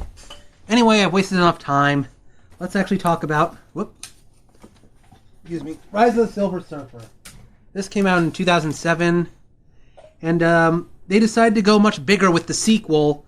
So in the sequel, they introduce Silver Surfer and Galactus, which... but of course, Galactus is depicted as this giant cloud or something, so obviously, fans were not happy with how Doctor Doom and Galactus were kind of like not really comic accurate and were just changed to be different for whatever reason.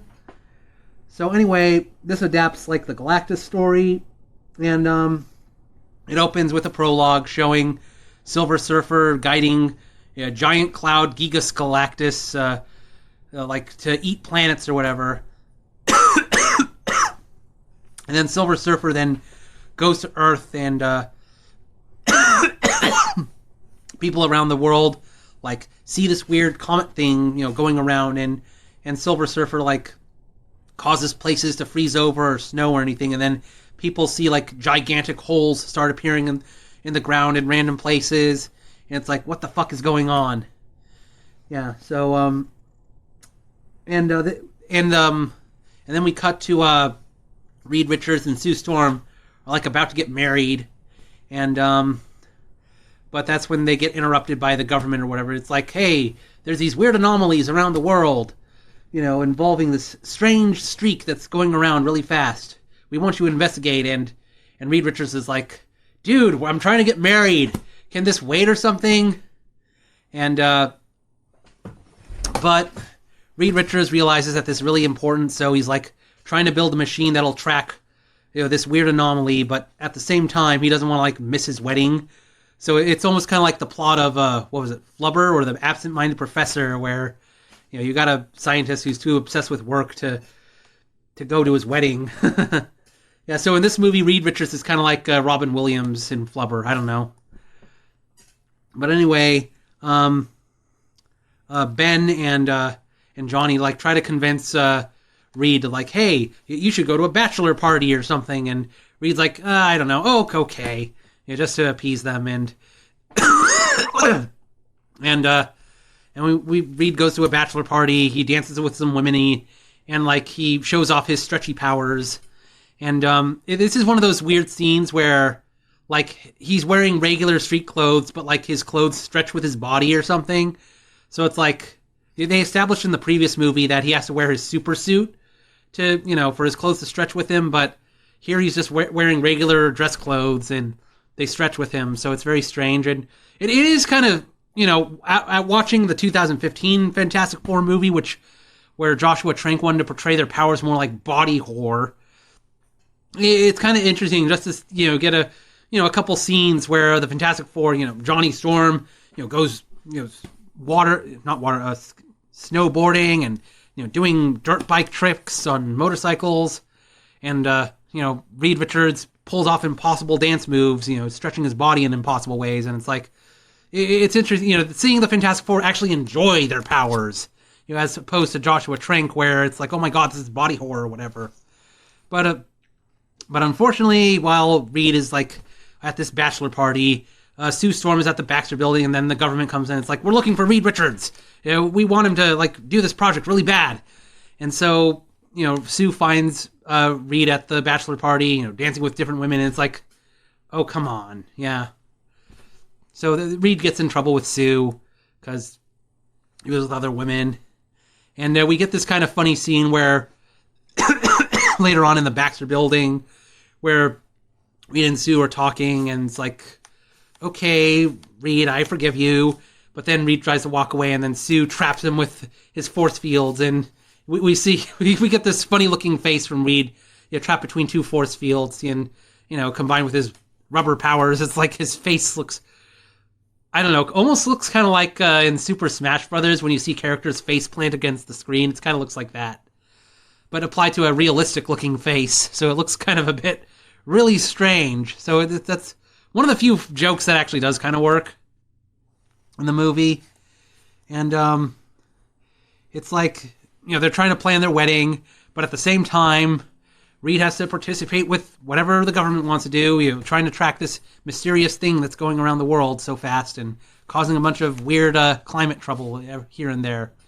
And then we see that the Silver Surfer, he happens to surf over Latveria or something, and Doctor Doom is still in that frozen state from the previous movie, but then I guess Silver Surfer causes an energy surge or something that causes Doom to unfreeze himself. And so he finally becomes animate once again, and he has someone he goes to some random person in Latveria to I guess carve off the metallic stuff on his body so he can freely move. And then after after this guy helps him, he then zaps him with his electricity powers. So it's I don't know, Victor isn't even thankful to this one person that helped him in Latveria, and then he takes the mask off. Doom is never supposed to take the mask off, so that's kind of a bit strange. But it's Victor wants to try and find out what the hell's going on, and he has this.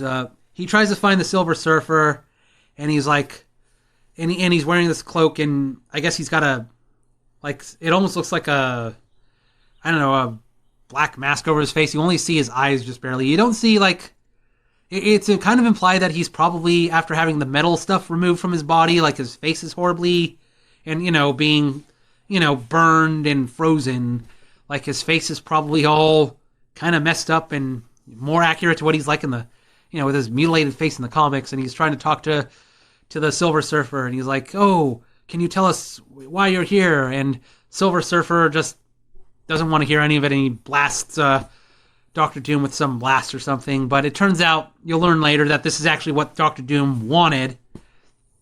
And he was secretly videoing this encounter with the Silver Surfer.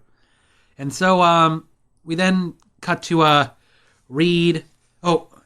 Reed, Sue, Johnny, and Ben, or Thing.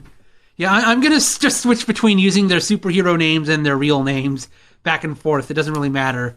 But anyway, they're getting ready for the day of the wedding. But at the same time, Reed is trying to get this machine all ready that'll be able to track where this the anomaly is. And we also, I mentioned, the weird zit scene.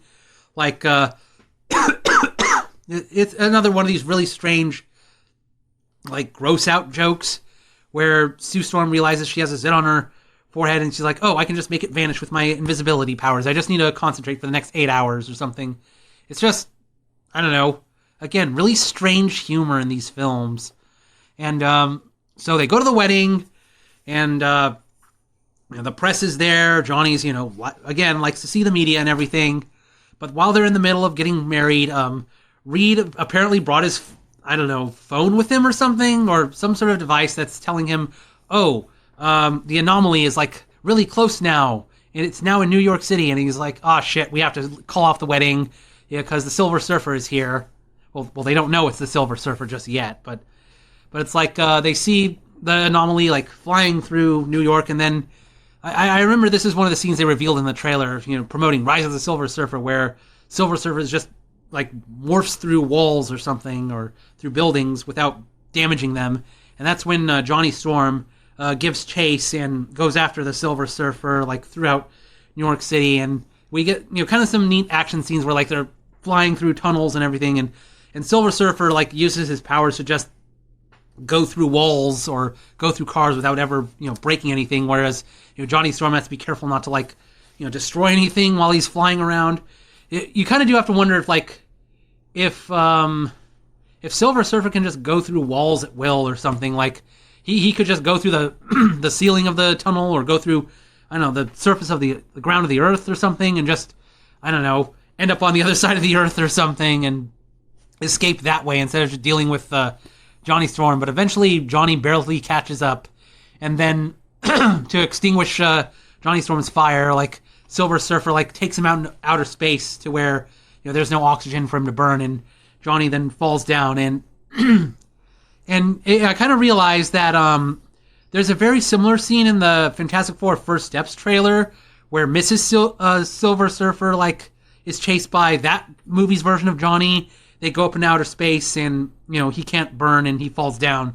So it's like First Steps kind of copies something that already happened in Rise of the Silver Surfer. And I have to thank my friend Keyblade Raccoon. He informed me that the female Silver Surfer in First Steps is supposed to be Silver Surfer's wife. I didn't know that. I wasn't sure if she was like supposed to be his wife or his cousin or his sister, or just a completely new character they made up for the movie because, multiverse. We can just have the Silver Surfer be a girl for whatever reason.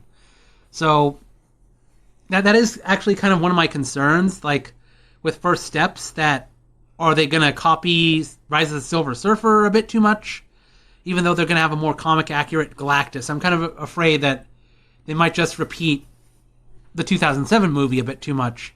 The only difference is comic accurate Galactus, a female Silver Surfer, and I don't know, it's the 60s. I don't know. Hopefully it's not too similar of a plot. But anyway, back to the 2007 movie. So anyway, Johnny falls down and he lands in the desert or something, and there's a camel. I don't know. But anyway, so like, they had this encounter with the Silver Surfer.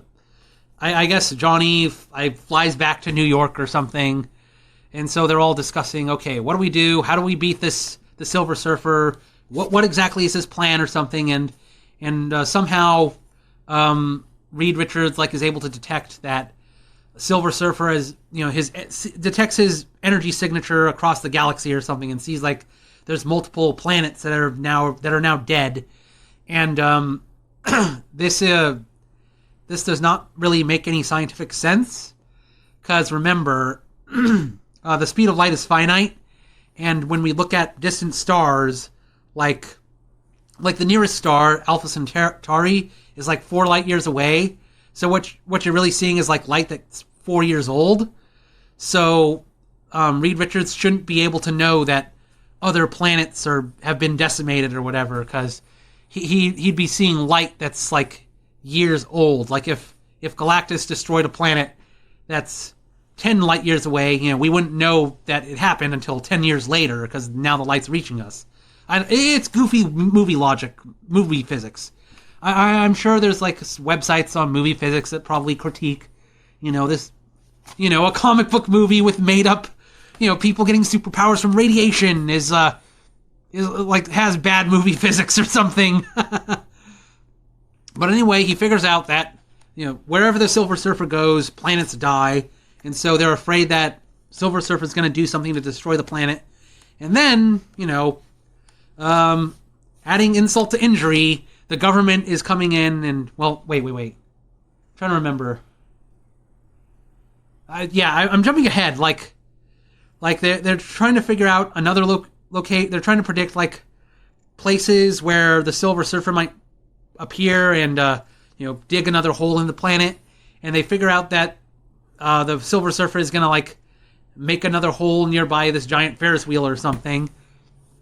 But then and I forgot to mention that having physical contact with a Silver Surfer causes Johnny Storm to get sick or something, and it turns out that the molecules in his body are becoming very unstable.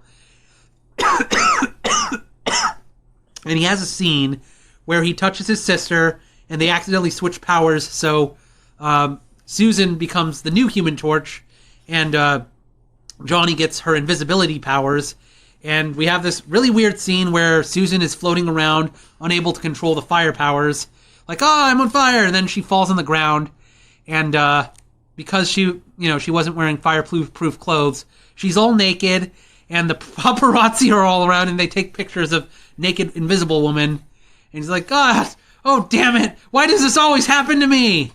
So again, they're doing another Invisible Woman, has to, gets naked once again. Yeah,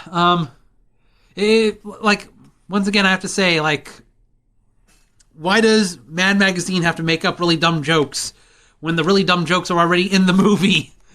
Yeah, so basically she has a complete public embarrassment, and so they start trying, and they switch the powers back, so so she's able to turn invisible and hide from the paparazzi before they take too many naked pictures of her. But anyway, so they figure out that that Silver Surfer is gonna make this hole near this Ferris wheel. But then, I guess Silver Surfer zooming around, breaks the Ferris wheel or something. And so the Fantastic Four have to, try and fix it and let all the people escape. So, the Thing holds the Ferris wheel the best he can with his super strength. Reed Richards, wraps his stretchy body around to hold the Ferris wheel in place. And Invisible Woman, uses her force fields to hold it up. But Johnny Storm, but then accidentally, tries to help, but then he hits he touches Reed Richards, causing their powers to switch. So Johnny has the stretchy powers, and Reed Richards, he unstretches and has the Human Torch's fire powers, and so that means that the Ferris wheel is about to fall off. But then he figures out a solution to he asks, tells the Thing, hey, lift it up the Ferris wheel as much as you can. And so the Thing does that, and Reed uses his fire powers to, I guess, weld the Ferris wheel back in place so the people can all escape.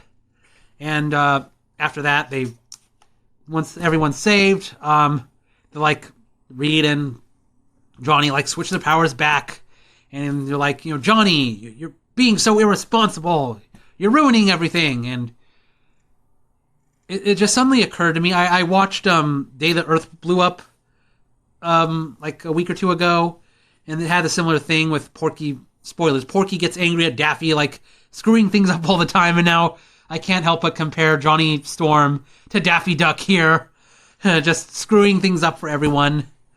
And once again, the criticism that in these Fantastic Four movies, a lot of the time, it's the Fantastic Four fighting each other rather than, fighting the bad guys. Yeah. And so, they meet with the government again, and the government basically, because they nearly had a bunch of people die at the Ferris wheel or something, it's okay, we're fed up with the Fantastic Four, we're gonna have someone else help us. Look, it's Victor! And, Victor Von Doom, even though, earlier we saw that he was horribly scarred and everything, now he looks completely normal again. He doesn't even have the weird, cuts and stuff he had in the first movie where, using his powers causes his skin to, break apart or something. He just looks completely normal, and obviously the Fantastic Four, freak out, oh my god, it's Victor! What the hell are you thinking? Trusting him. And the government's well, we don't trust you, Fantastic Four, so... And, Victor has very useful information, and Victor shows, the footage he shot earlier when he met with Silver Surfer, and they figure out that the Silver Surfer has a vulnerability. His power comes from his surfboard thing, and so they have to figure out a way to, separate the Silver Surfer from his surfboard. And so, Reed Richards and Victor, they develop some sort of tachyon device or something that'll disable the link between the surfer and his board. And we get a brief scene where Victor, I think tries to hit on Sue Storm, unaware that she already was proposing to Reed Richards. And Sue is I don't know, I don't want to, don't do anything funny, Victor. We're supposed to be working together here to save the Earth. And so they, somehow find out another location that the Silver Surfer is going to appear and make another giant hole. And they're setting up the tachyon devices. And then, but then the Silver Surfer appears, and he approaches Invisible Woman while she's setting up one of the tachyon things. And she decides, instead of trying to fight the Silver Surfer, she decides to actually talk to him and, why are you here? And Silver Surfer's at first he's reluctant to talk, but then he decides to give her Susan some information. It's I am here, I am serving, a greater master or something. I am not the destroyer of your planet. I serve someone higher. But while Susan is trying to talk to Silver Surfer and find out what his purpose is here and how he's not actually the destroyer, the army decides to shoot a missile at Silver Surfer, and that's when they start to get into a fight with him, and but then they activate the tachyon things, and that's what causes Silver Surfer to fall off his surfboard, and there is kind of an interesting special effect where he's like very shiny and glistening when he's on his board, but when he's separated from the board and depowered, like he looks kind of like more dull silver. So that's kind of an interesting special effect. Again, I can't help but compare Silver Surfer a little bit to Pepsi Man for some reason. I mean, the obvious comparison might be Metal Mario from Mario 64, but that's like N64 graphics. I don't know. I think Pepsi Man for some reason, just weird looking, metallic looking body and human proportions. I don't know. And so like, so the army, like, they take the Silver Surfer into like some sort of army base and they have his surfboard in, I don't know, some sort of secure location. But obviously Victor is like, trying to plot a way to get to this surfboard. And while Silver Surfer is being, I don't know, like being held by the army, the Fantastic Four are like, Sue Storm talks to the other Fantastic Four and it's like, I don't think the Silver Surfer is entirely evil. He said he's serving someone else. Maybe I should talk to him some more. And kind of like how in the 1994 movie where Sue has to like, I think I forgot to mention there's one scene where she has to go invisible to infiltrate an office. Like they do something kind of similar where like Johnny Storm talks to one of the guards just to distract them, and meanwhile Sue is like turns invisible to like sneak into the room where Silver Surfer is being held, and when she gets there, she starts talking to him again, and Silver Surfer's like, I decided to talk to you because you remind me of my wife or something. And I don't know, he connects to Sue Storm because Sue is like, I guess, kind of similar to Mrs. Silver Surfer or whatever. And we see Silver Surfer has like a very strange power. In order to explain to Sue Storm that who his master is, he like, I don't know, suddenly projects something on his stomach. Like, I don't know. I'm trying to remember what it's like. Is it the Teletubbies or some other characters that have TVs in their stomachs? But like, he's able to like project, like, I serve this horrible, planet eater named Galactus. And we see like, I don't know, video of like, I guess, I don't know, he like, I guess Silver Surfer has a body cam somewhere on him, and he's just able to play it on his own body, and it basically shows that all the holes that he's drilling is basically allows Galactus to suck out the core of the planet while he's devouring everything, and he needs both thermal and organic life, so that's why he has to eat Earth. He needs planets that have life forms on it. He just can't eat any random planet or something, and I don't know, this is kind of reminding me a bit of Eternals a little bit, like when it's explained that in order for a new Eternals to be born, not Eternals, a new Celestials to be born, they have to be planted inside of a planet that has like life on it, and once the population reaches a certain amount, then the Celestial inside the planet will break out, killing everything on the planet, but having more Celestials means they create more life or whatever. I don't know. This kind of reminds me a bit of a like if they're gonna connect the old Fox movies with the MCU, like, I don't know, they might retcon it so that Galactus is a Celestial or something. I don't know.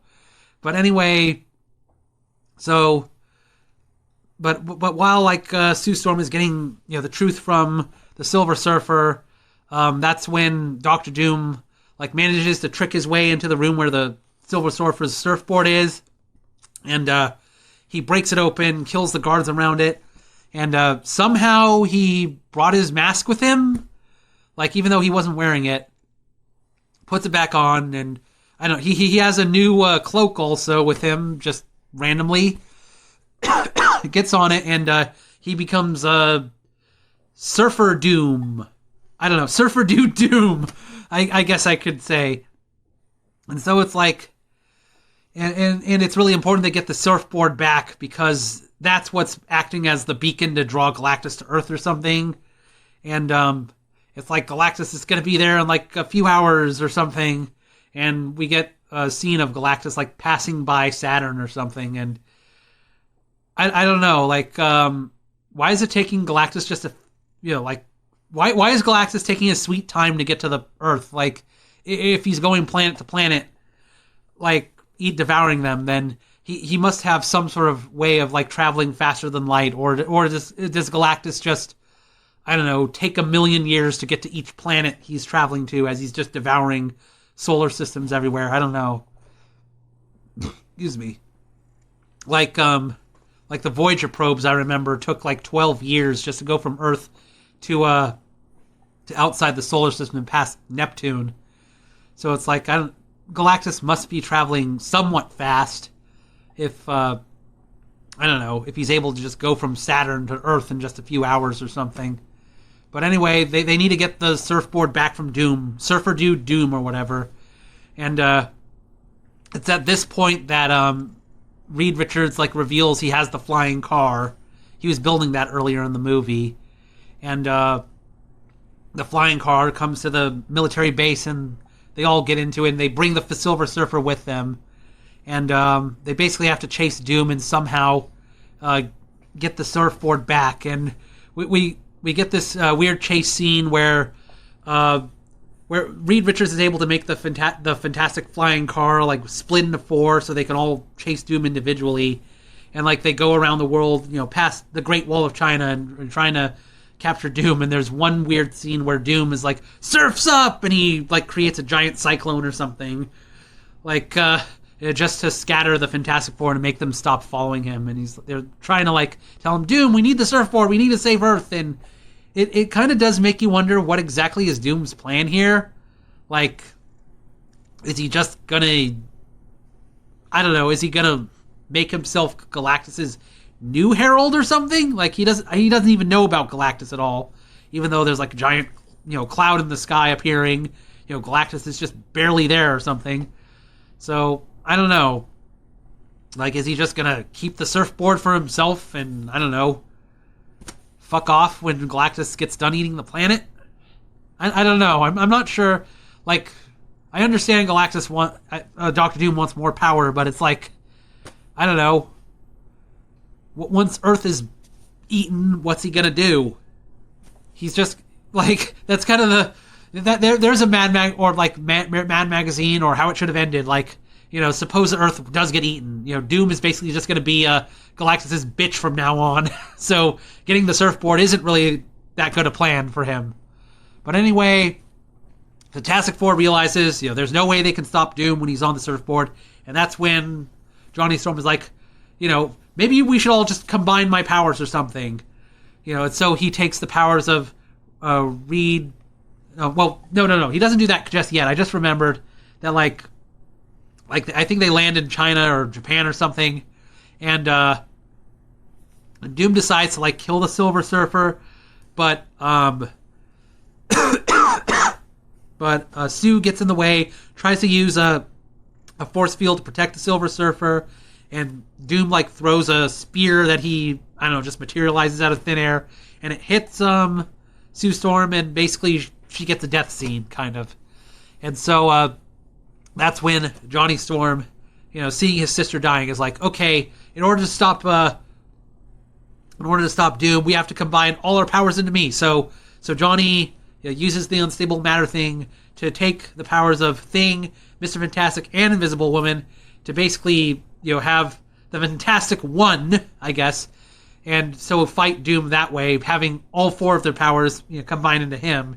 And he basically beats Doom. He manages to like damage this wrist device Doom is using to help him control the board, and then he throws Doom in some water, and I don't know, Doom drowns or something. And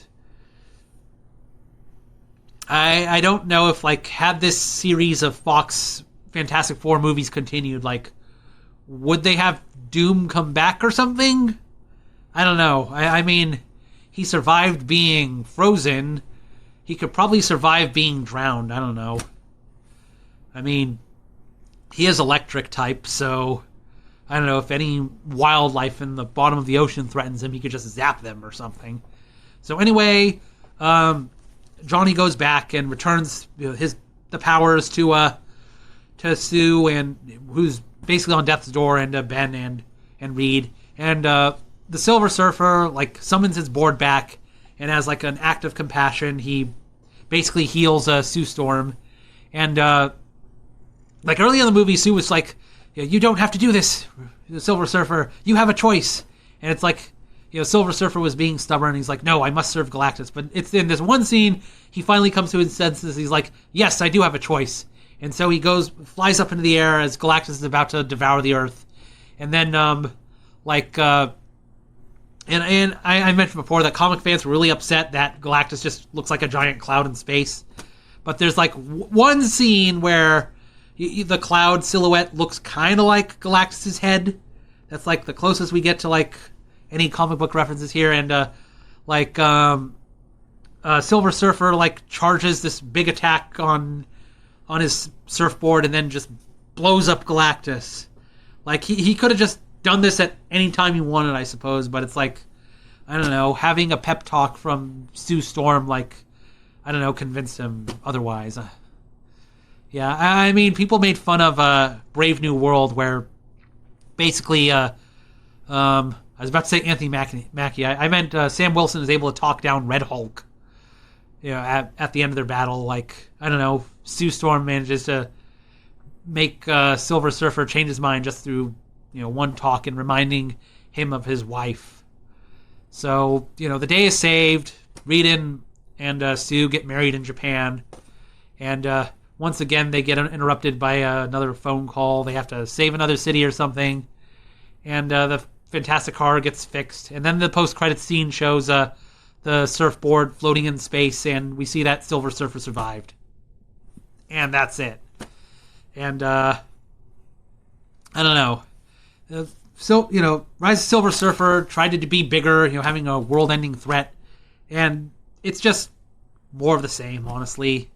I mean, these aren't really good movies, but it's just a lot of dumb fun, I guess. These are just... And I guess... I mean, the first Fantastic Four must have done well at the box office to justify the sequel, but I guess at this point people just got fed up with these movies, and after that, Fox didn't do another Fantastic Four movie, and of course this came out in 2007, and the next year Robert Downey Jr. debuted as Iron Man, and there's a bit of irony there. I was going to show this article. Let's see. I mean, I've mentioned this before in past streams, that apparently Robert Downey Jr. was actually considered to play Doctor Doom in the 2005 movie. Yeah, so, and now 20 years later, he gets cast as Doctor Doom. And they also did an interview with the 2005 actor, basically saying, "Yeah, I heard the news about Robert Downey Jr. I bet he's going to do a good job." Yeah, so it is kind of nice, passing of the torch. I mean, Jonathan Majors, a.k.a. King of the Conqueror, wasn't too thrilled about being replaced by Doctor Doom and everything, and he's still hoping that maybe Marvel will call him back, even though he got fired after his legal issues and everything. But anyway, after the critical failure of Fantastic Four: Rise of the Silver Surfer, we didn't get another Fantastic Four movie for like a couple years. I don't remember if it was in this movie or Rise of the Silver Surfer, but there's a deleted scene where like Wolverine's comic accurate helmet is shown in a scene, and Fox was going to imply that Fantastic Four takes place in the same universe as their X-Men movies, but the scene got deleted, so I don't know if that one deleted scene is canon, but it is ironic since years later Chris Evans reprised his role as Human Torch in Deadpool and Wolverine, and then it got killed. So I don't know, that does make me a little bit sad. Like they could have kept him alive a little longer and maybe had him appear in Doomsday or Secret Wars, but I guess they didn't want I guess they didn't want fans to expect to see Chris Evans return in Doomsday and Secret Wars, so that's why they just had him do a cameo in Deadpool and Wolverine, then killed him off. So, they don't have to worry about bringing him back either as Captain America or as Human Torch. So anyway, after Silver Surfer, didn't do well, Fox didn't do anything with the Fantastic Four series, and around 2014 or so, 2013 and 2014, so we had kind of a similar situation with the 1994 movie. The rights are about to expire if they don't make another movie. So that's why we got Fan 4 Stick, and I already reviewed that on YouTube if you want to watch that. That movie was so bad that it made the previous Fantastic Four movies look better. And now, 10 years later, they're going to release Fantastic Four First Steps on later in July. So after I see that movie, I'll probably do a review of it on Twitch or something. Kind of like the review I did of Thunderbolts. So anyway, I hope you all enjoyed these reviews. I guess, let's see, how long have we been streaming? 2 hours and 49 minutes. Damn. Wow. Yeah, well, let me read some of the comments on the stream. Yeah, let's see. In the Mad Magazine. I don't think Trump would be where he is now if it wasn't for his family being so rich. He'd be just a leathery old man with an ugly wig. Yes, this is a superhero scenario, all right. I know about Silver Surfer, but his NES game. Oh, wow. How can I talk about Silver Surfer without mentioning the NES game? Yeah, like, I bet a lot of people either learned about the Silver Surfer for the first time either from this movie or from the Angry Video Game Nerds review of the Silver Surfer NES game. Yeah. I've never played it, though, so I can't really comment on it. Yeah. Surfer Doom. You just described why I don't like superhero movies, because most of them are trash. Yeah, I guess quality over quantity. I need to take another break because my nose is running. Yeah, sorry. It's hopefully it's not like.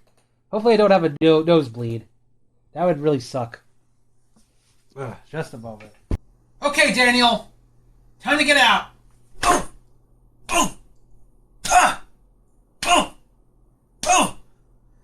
You wouldn't hurt someone wearing glasses, would you? I guess you would.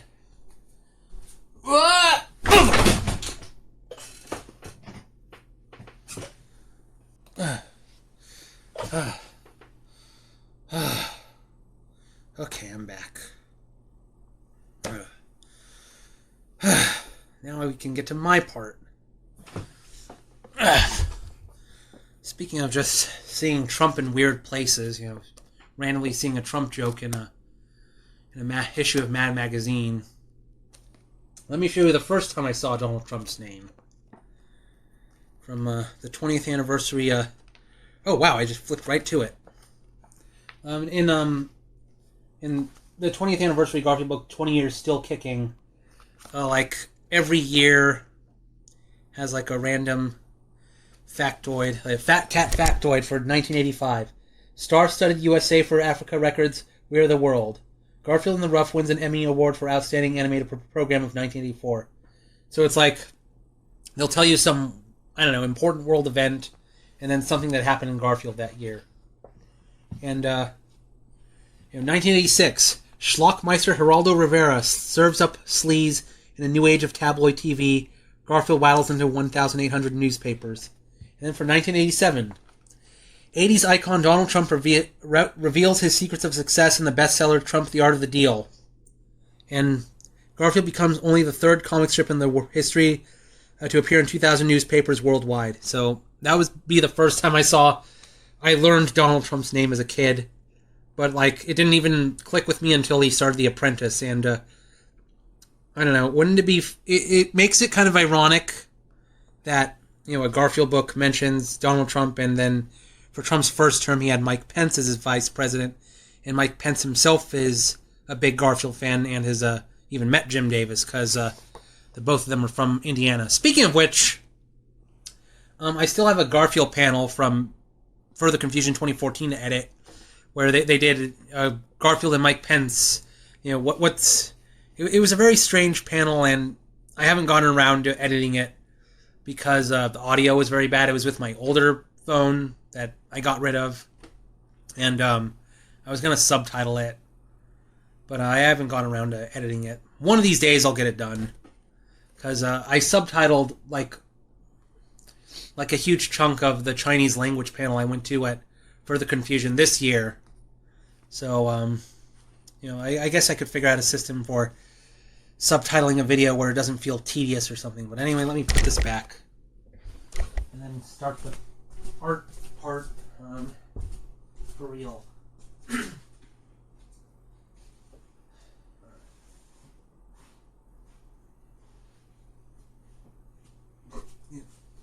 Oh, while on the topic of Fantastic Four and Garfield. Oh, jeez.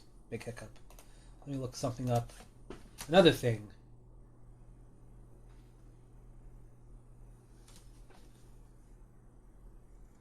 Jimmy Swaggart, controversial televangelist and Southern gospel legend, dies at 90. Didn't Jimmy Swaggart have a big scandal? I don't remember. I mean, so many of these evangelical preachers have scandals, sex scandals, money scandals, scandals. It's like I lose track of them. But what I wanted to look up, Jim Davis Galactus gags.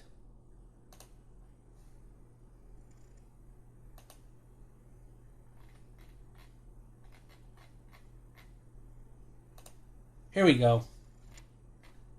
Since I'm talking about Garfield, let me go away.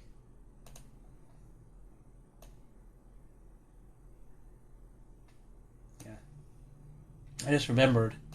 A couple years ago, Jim Davis, I guess the artists for Garfield, did a bunch of comics based on Galactus. Hey, what's up? It's your boy Galactus. Fun fact about me. Hi there, I'm Norrin Rad. I'm the Sentinel of the Spaceways, and this is my pal Galactus. Hi there, I'm Galactus. I'm a cosmic entity older than reality itself, and this is my herald, the Silver Surfer. Our only thought is to entertain you. Feed me. For those of you who... Oh, go away. For those of you who don't get it, this is basically a rewording of the first Garfield comic. If you're not a Garfield aficionado.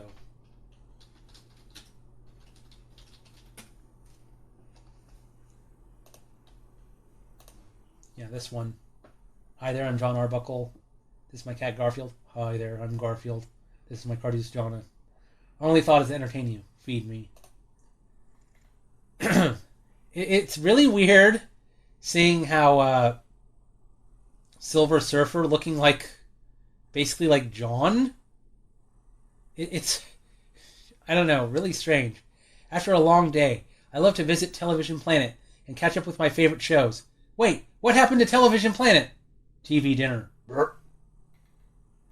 Norrin told me not to eat that planet. I love a technicality. Oh, he eats all the other ones. Uh-oh, here comes Norrin. Entire planet gone fishing. They left a planet-sized sign behind? They wanted to ensure there'd be no misunderstandings. Yeah. That's like one of the stranger chapters in Garfield lore, I suppose.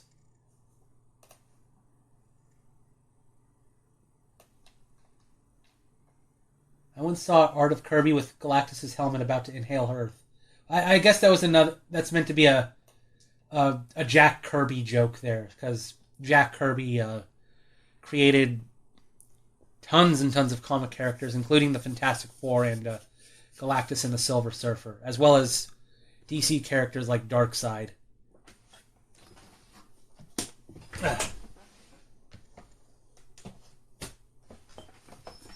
So I wanted to do let me get stuff ready. It's 8:48, so I was thinking of showing myself Oh, crap. Shoot. I got the wrong file.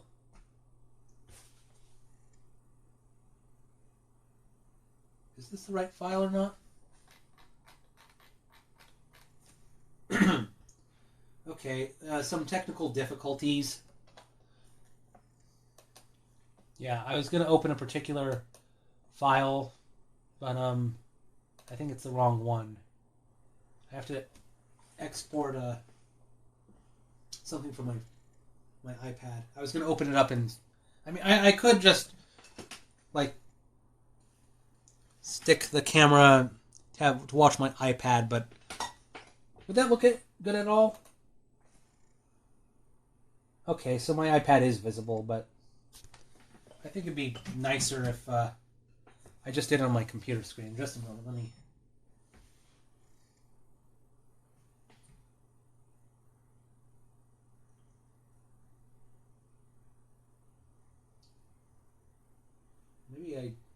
Maybe I downloaded the wrong one.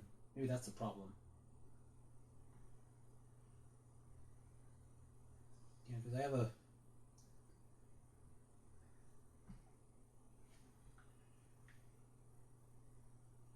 Save. Alrighty. Should be sent over. Well, the camera doesn't see my computer screen right now, so I guess I could safely open my email.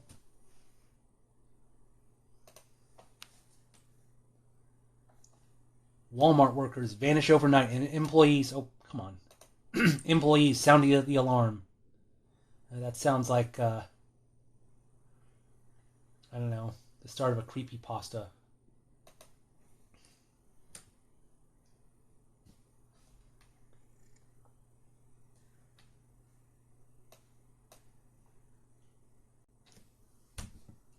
Shoot, what was I... I'm trying to think, what was I... Oh, yeah. Email. Oh, there we go.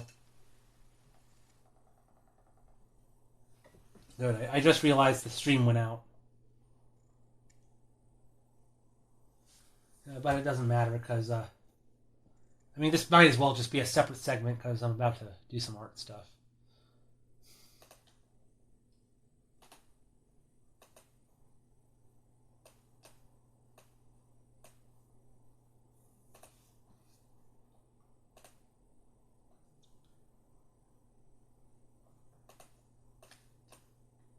Here we go.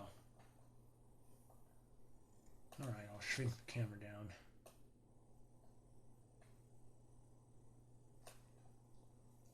I hope that the stream didn't, like, die in the middle of Peter ranting about Fantastic Four movies, because that would suck if, like, a huge chunk of what he was saying just gets lost in the ether.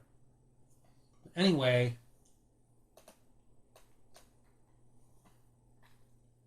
What I'm going to do here is animate the eggs. I'm going to do the rough animation here.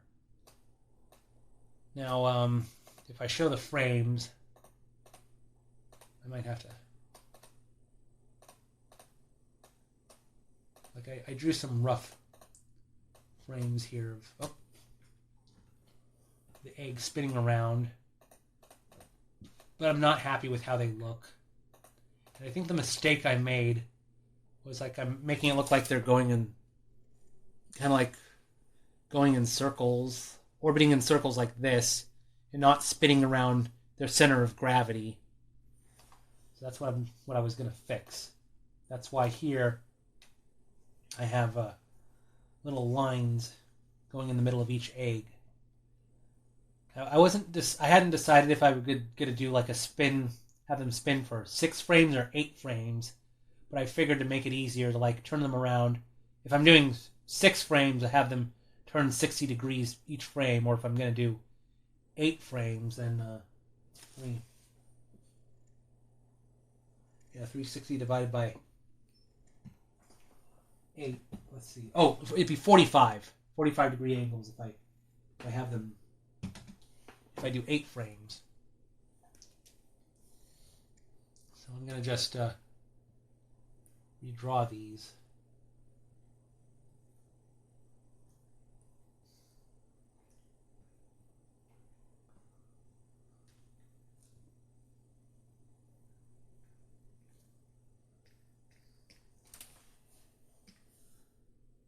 So I guess I'll draw a pinwheel. Yeah, I originally sketched these on my iPad. If I maybe do a rough octagon.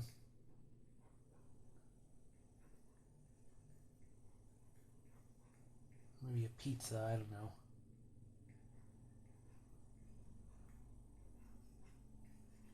Kind of like have them spin around like this almost.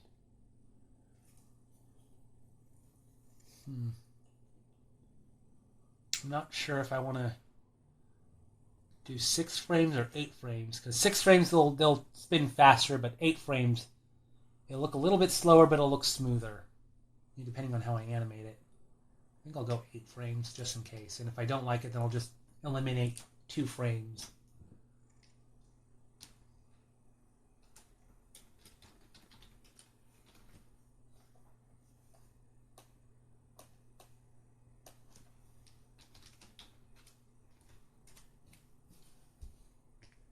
Just to make it easier, I'll draw 1 egg at a time. Like when I was sketching these on my iPad, I was like drawing all 3 eggs.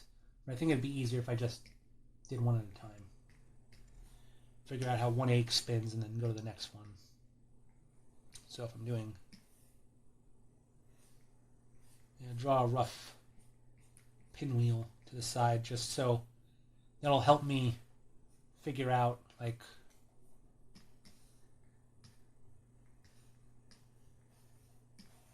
how much they should spin each frame.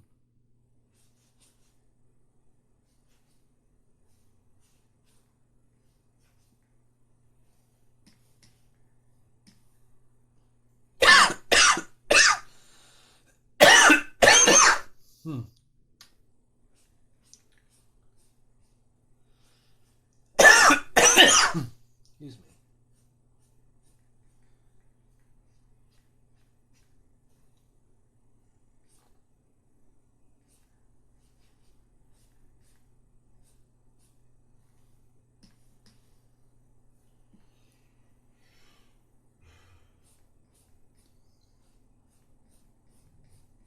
This is just the the rough sketches.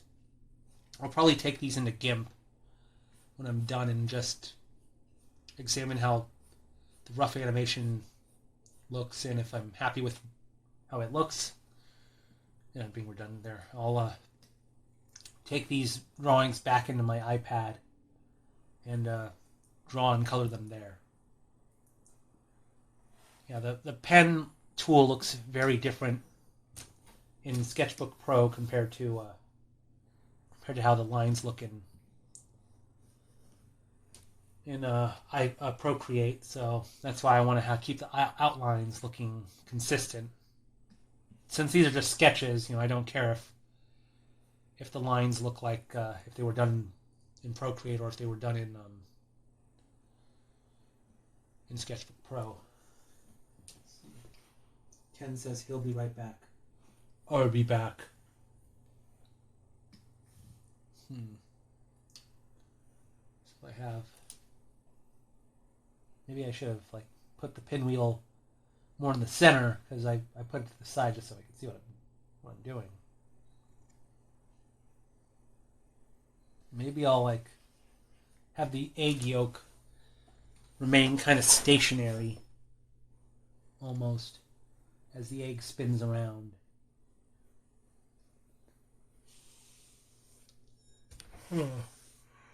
Would it help if, maybe I animated, frame 3, skip frame 2, and just, rotate it at, 90 degrees, and then do the in-betweens? That might be easier. It's just a odd thought I had. I'm gonna rough out the egg yolk on each frame just so be this is the center of the egg.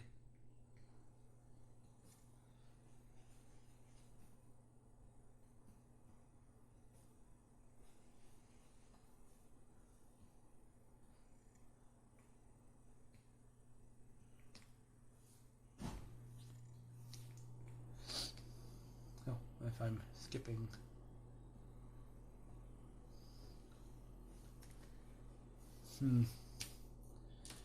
If this is 9 degrees, and I guess I'll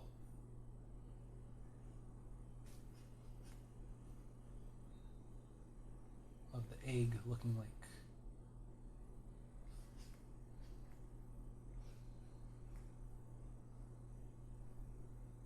standing upright, I guess, kind of in a way.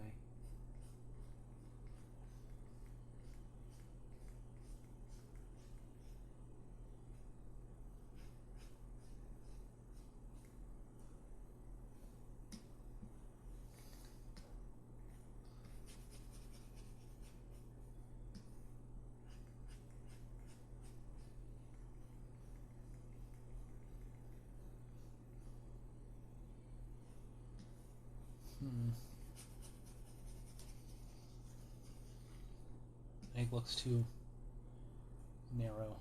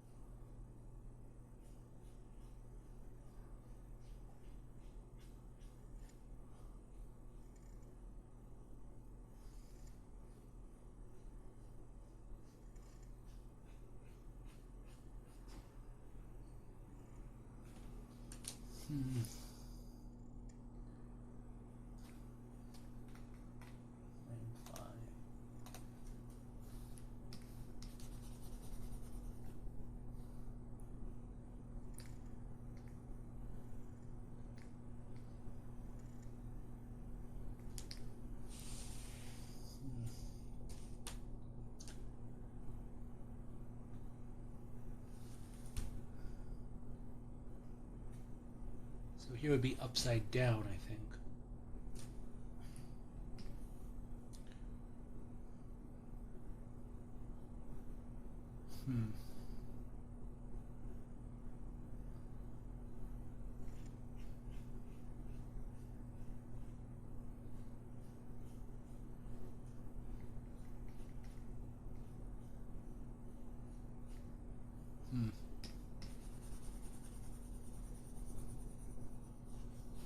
I could just trace frame 1 and just have the yolk on the bottom.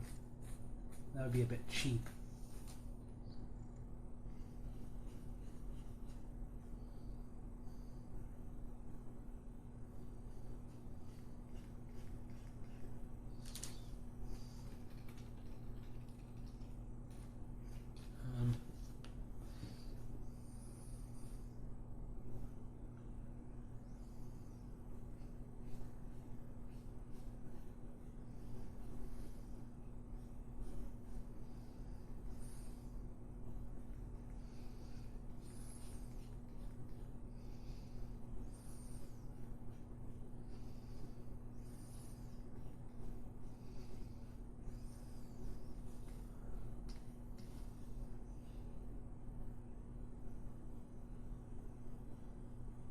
Like the yolk is the center of mass, and it's going to be a bit difficult to have this look like it's spinning.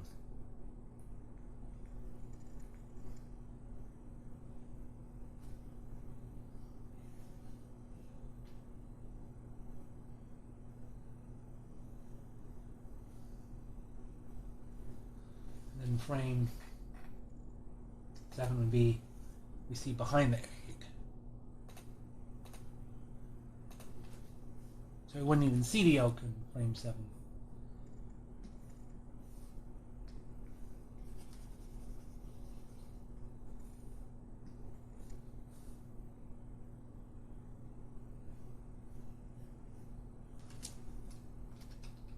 So it's like I could copy frame 3 and just not draw the egg. Just not draw the yolk, but I don't want to just directly trace or else it'll look, I don't know, it'll look a little too similar.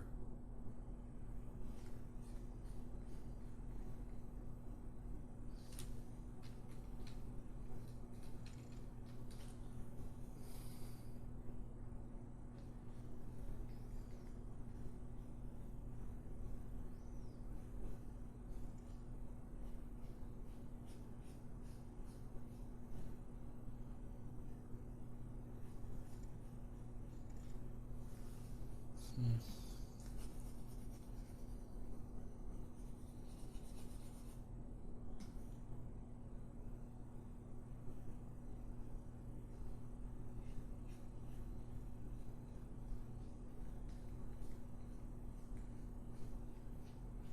I might just draw a frame that looks similar to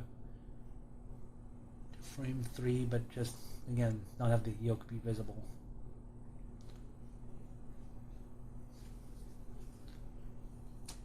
And I just do the in-betweens.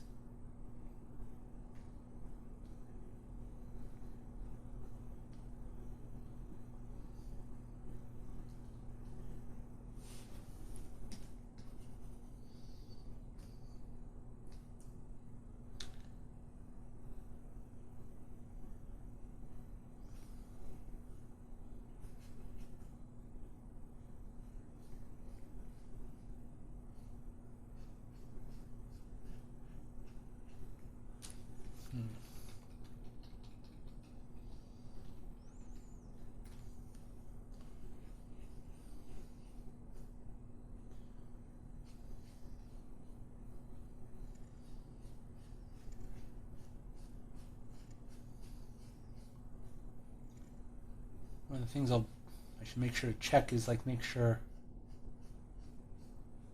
the egg yolk maintains basically the same volume.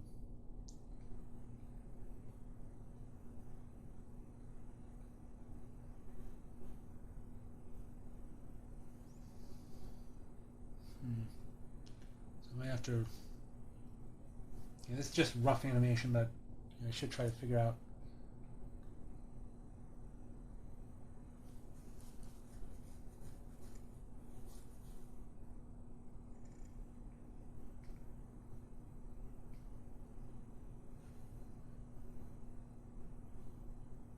I guess I could maybe have the yolk look like it stretches or something as it.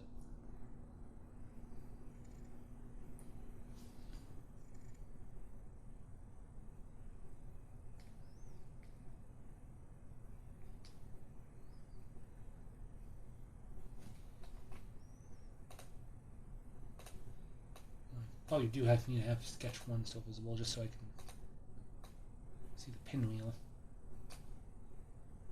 I could probably figure it out on my own. Just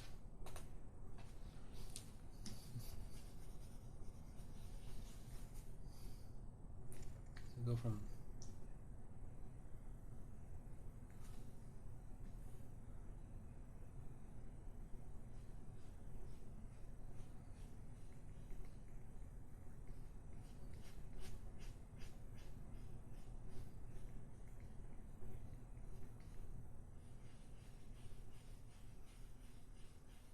there we go.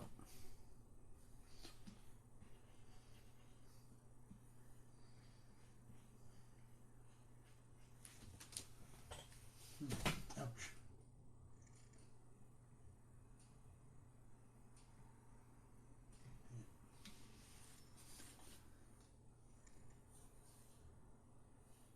I wonder what that emoji is next to Surfer Doom. Some guy with big earphones.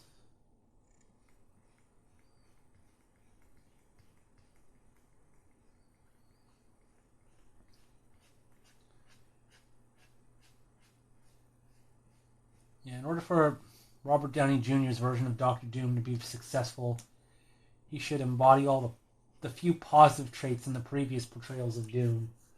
I don't know, the hamminess of 1994 Doom. I'm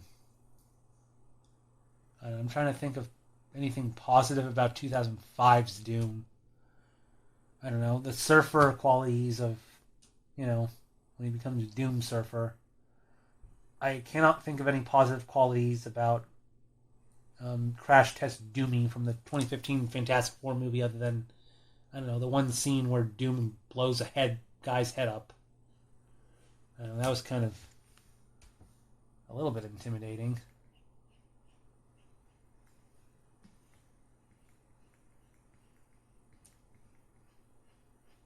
There's a video I saw that was posted a day or two ago called, why does the Fantastic Four have such a hard time, with movie adaptations. And I haven't watched it yet because I wanted to talk about, try and formulate my own opinion first before I see anyone else's opinions. But if I had to take a guess, why does the Fantastic Four have such a hard time with movie adaptations?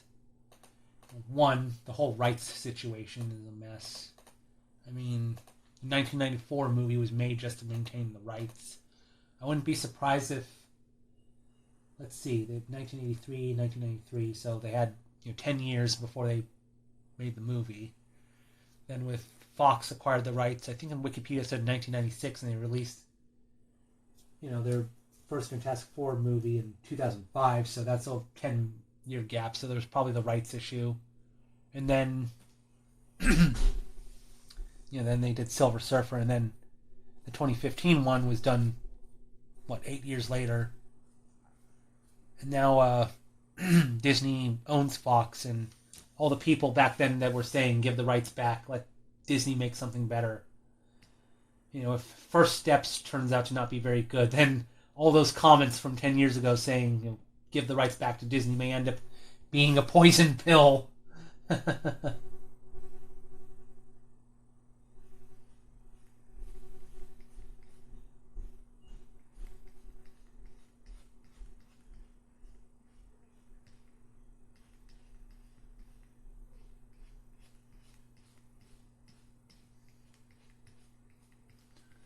don't know, if I had to take a guess why Fantastic Four has had such a hard time with film adaptations. I mean, one, the rights issue, where they take too long to make a movie. The rights are about to expire, so that they just throw out whatever dreck they have. They just focus more on just profitability and just the bottom line rather than something that's quality. Second, the film, like the 2005 and 2007 films, I think were taking a lot of inspiration from Spider-Man and X-Men. So it probably felt a bit derivative, and plus, I don't know, the team infighting probably got aggravating for some viewers, even though the whole idea of the Fantastic Four is that they're supposed to be Marvel's first family, and they're kind of supposed to have fights. Also, just crappy writing. And a lot of people have said that The Incredibles is basically a Fantastic Four movie without the Fantastic Four.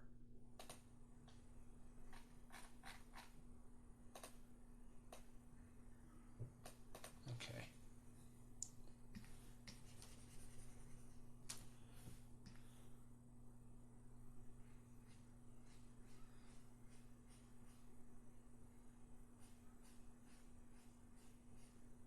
And then you don't see the yolk. Yeah, probably just pretend it's still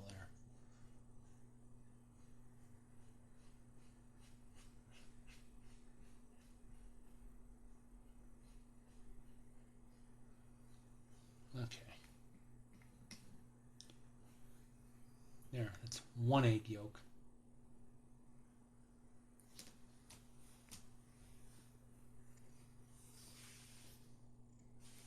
Let's do the second one.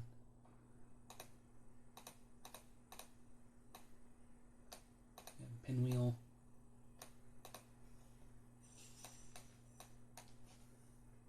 Save.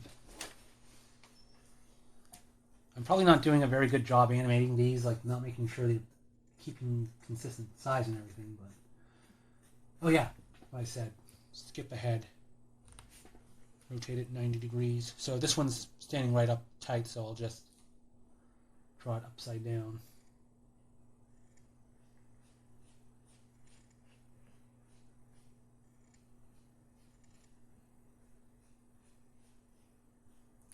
Shoot. I had a weird idea for how the egg could look. Didn't come out as...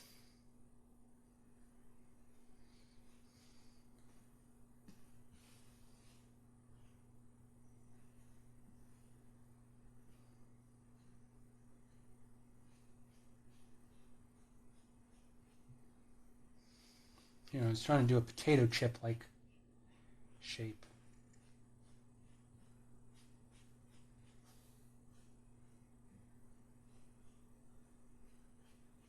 This should be kind of an interesting. Let me stretch it out a bit.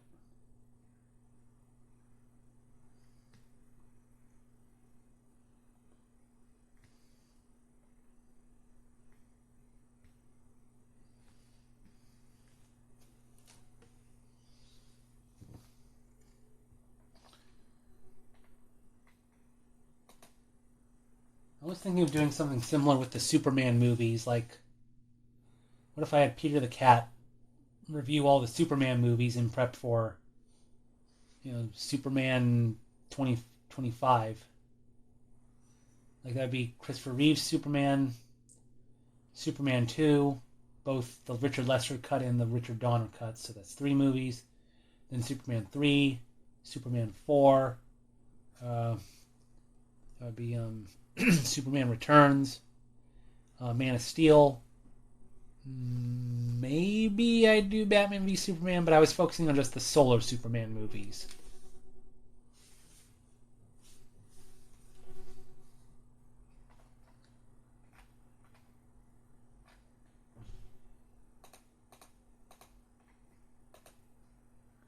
Okay, this would be basically.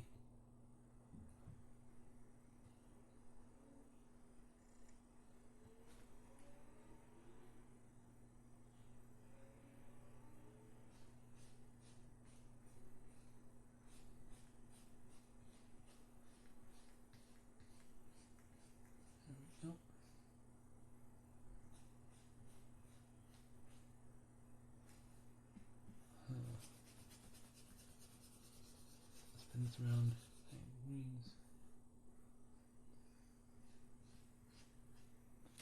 Shoot.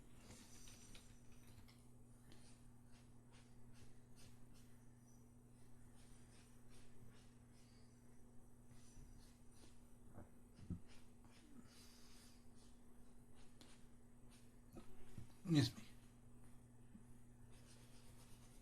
Trying to draw the egg look like it's spinning around or something.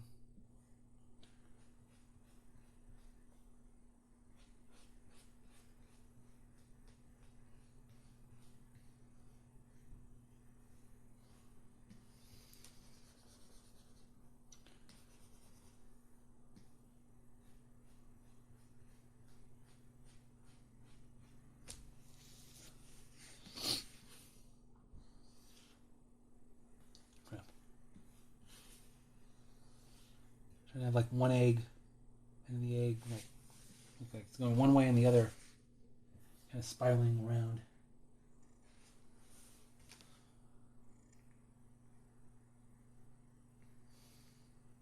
I don't know if I like this particular shape.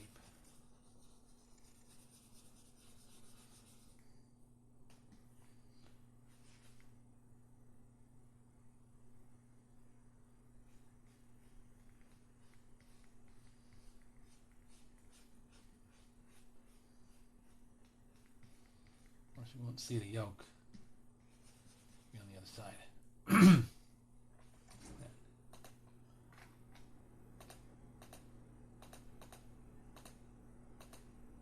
Oh!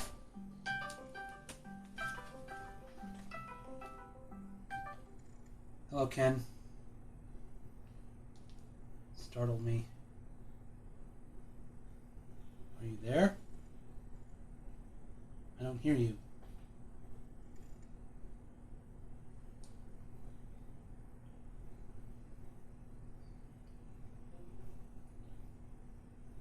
Wait, did I have to...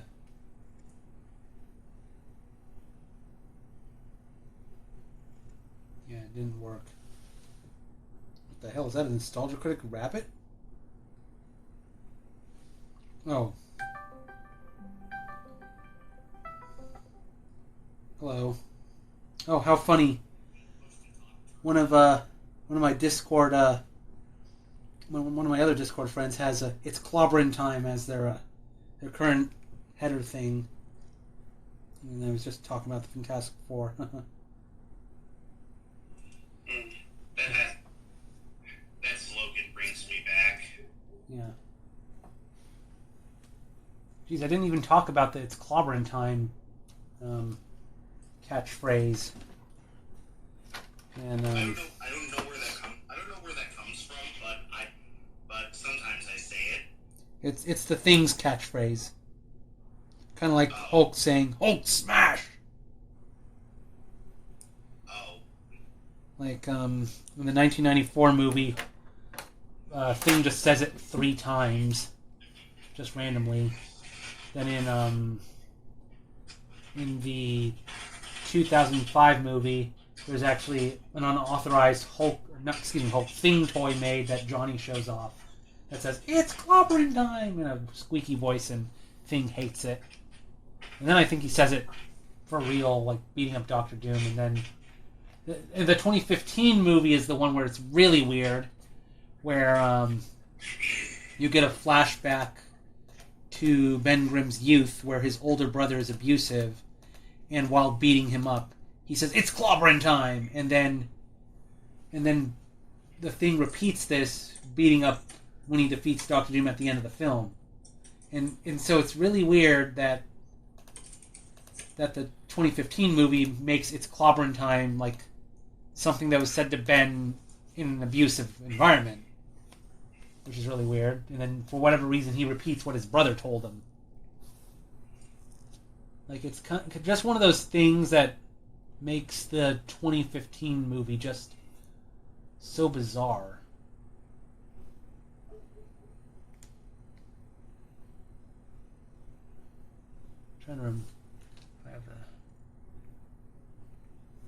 I'm trying to remember, like, which way am I making this? I might have done something wrong. So I have this upside down, backwards. Frame 7 should be right side up. Then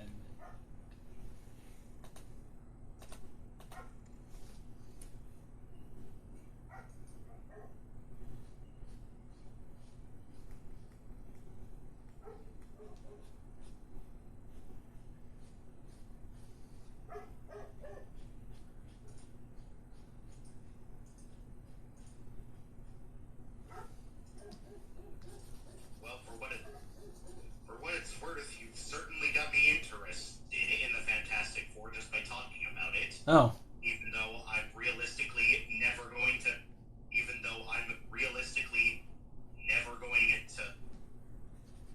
like do any. I'm realistically never going to invest my time in any superhero related thing. Yeah, my friend Keyblade Raccoon were probably way more knowledgeable in comic stuff. Like, I wouldn't be able to tell you like major Fantastic Four storylines or anything, other than just what I've seen. Other than what I've heard from my friend Keyblade Raccoon, or what I've seen in YouTube videos talking about, oh, these are the powers of so and so and everything, or these are so and so's major stories. I did read Secret Wars 2015, but that's like a major event comic where, you know, the main book is just the main story, but there's like a bunch of other tie-in comics you have to read if you want to get the whole complete story.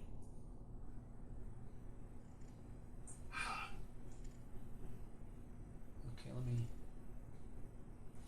make this. I'm not even gonna pretend I understand what you just said because I'm stupid. Well, just a moment. Save. I guess I'll show this off on camera.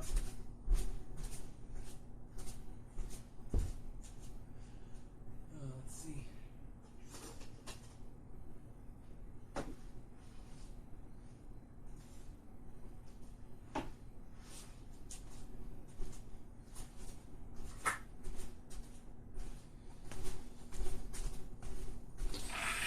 Oh! Ah, jeez, I just poked my nipple with the book by accident. It hurt. Yeah, but anyway.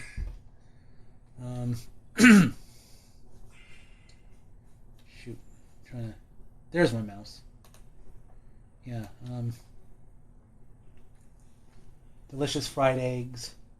With salsa on top, I never eat eggs without sauce or hot sauce. I don't eat anything with hot.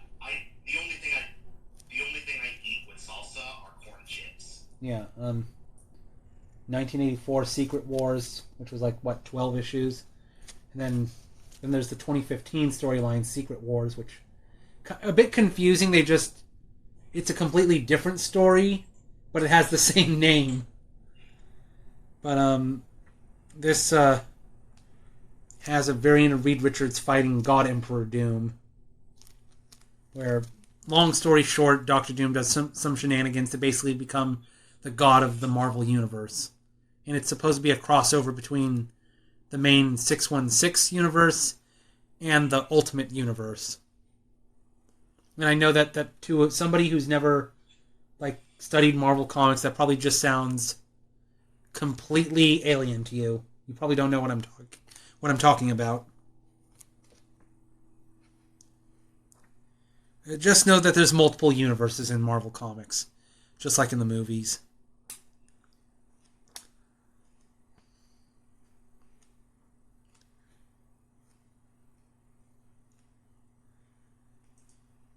Yeah, somewhere this is like the comic where they show Doctor Doom without his mask for just like one panel, and he looks... You don't see entirely what he looks like, but what you do see doesn't look good.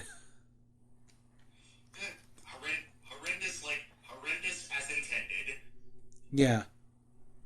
Weird. I don't need the TV anymore. No, I don't. Thank you for telling me that, Gabe.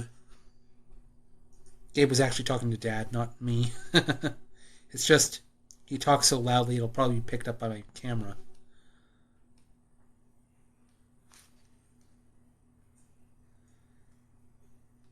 I'm just looking for the one panel where Doom takes off his mask. Oh, there we go. Yeah. This is a face only a mother could love.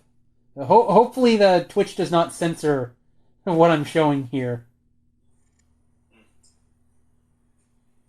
I'm pretty sure they couldn't if they wanted to. Because Marvel approved of a face like that.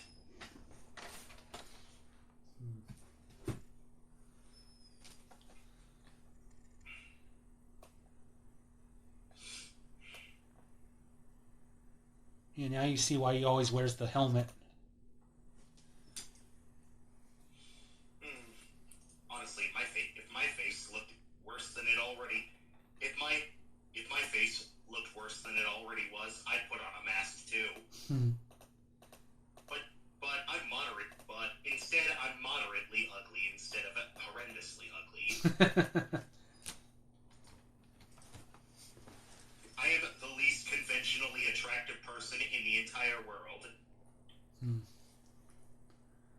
Anyways, eggs. You're working on those, right? Yeah. I just remembered, the second Land Before Time movie, the one... all those movies, the sequels were done without Don Bluth. But I remember that movie had a song about eggs. From two dinosaurs that eat eggs. If it wasn't copyright violating, maybe I'd play that song.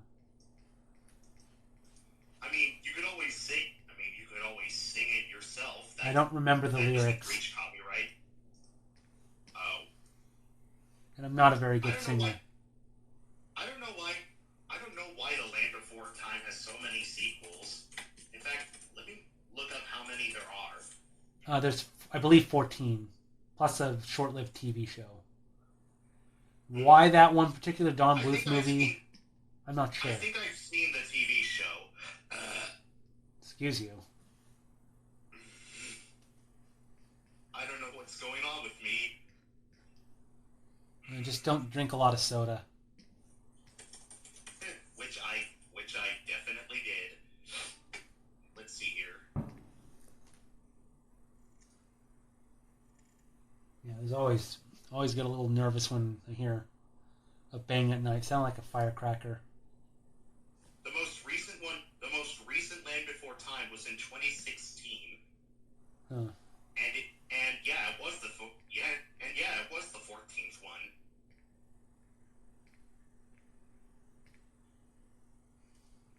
One of the results people searched up.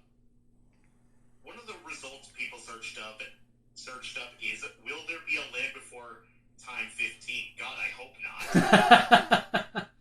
God, I hope not. I stopped watching them after the 6th movie. It was only like, I think Mars Girls reviews of them, I learned like, oh, they kept going and they just got progressively weirder and weirder. There's one, I don't remember if it was the 7th or the 8th movie where they had alien dinosaurs. And I think, I'm pretty sure by the 7th, I'm pretty sure by the 7th movie you would have run out of ideas by then. I mean, Also, I've read Don Bluth's. I was about to say I've read Don Bluth's autobiography, and like part of the reason why there's so many sequels without him is because he doesn't actually, with the exception of Dragon's Lair, he doesn't actually own any of his movies or any of his characters. It's like the movie studios got the rights to them, and currently Disney owns like Anastasia because that was produced under Fox, and since Disney bought Fox, now Anastasia is a Disney princess.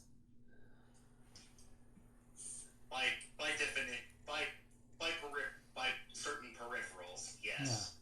Yeah. And at the very least, the latest Land Before Time had the decency to stay 2D animated instead of going 3D. Yeah. It had the decency to do that at least. Call me biased, but I think I prefer 2D animation over 3D. A lot of people are like that. It's just that 3D in some ways is easier because with 2D you have to draw every frame, like what I'm doing now. Whereas with 3D you just make the model and then you don't have to draw every frame. You just move it in the computer. I wonder if they also if Disney owns Anastasia, do they own Bartok the Magnificent as well? Probably. If it was produced under Fox, then yeah, they probably would.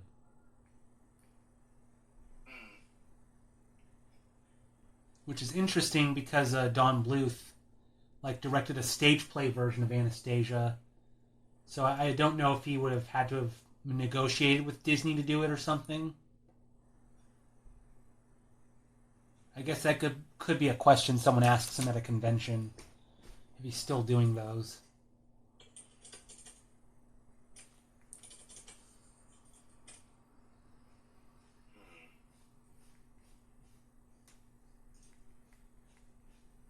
I mean, I'm not sure if he would answer it, because when I went to meet Don Bluth in SAC Anime, he did a Q&A, and they had specific rules of what you could and couldn't ask.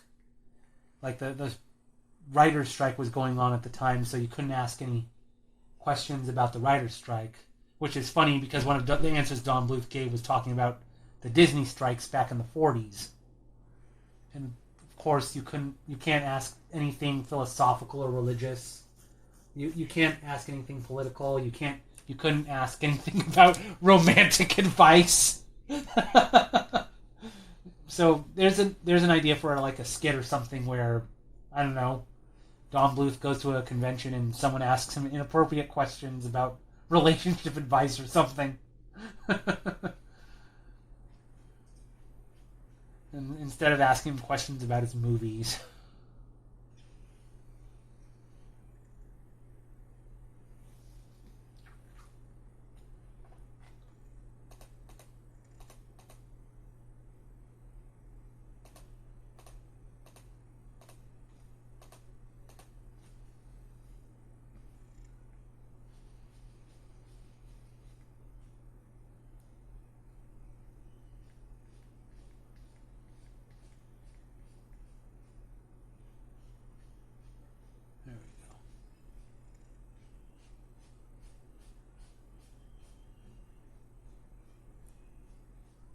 Which is really weird because when I went to William Shatner's Q&A at GalaxyCon last year. Like, there were no restrictions. Well, I didn't ask any questions of Shatner, but as far as I'm aware, there weren't any restrictions, and people asked him questions about Israel and Palestine.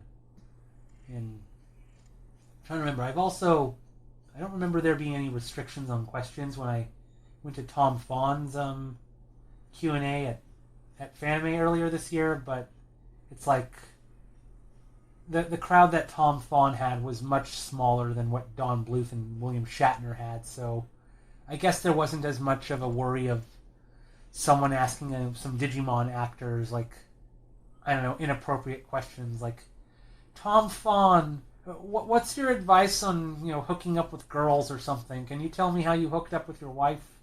An inappropriate question like that, I don't know. Because his wife was with him. And that's just, I don't know, ever since I did that Q&A with Don Bluth, I've been trying to brainstorm like a comic idea where, like, I don't know, someone goes to a convention and asks whoever's doing the Q&A, like, an inappropriate question, and I don't know, maybe something unexpected happens, like, I don't know, they get kicked out of the con, or the person at the Q&A, like, answers the inappropriate question anyway, to everyone's surprise.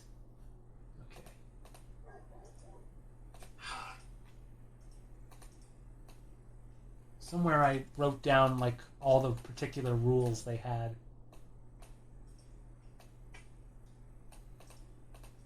Okay, let's save. Okay, I just remembered. Okay. Pinwheel. So this is, I'd say it's a 3/4. Like this. So 1, 2. So I have it.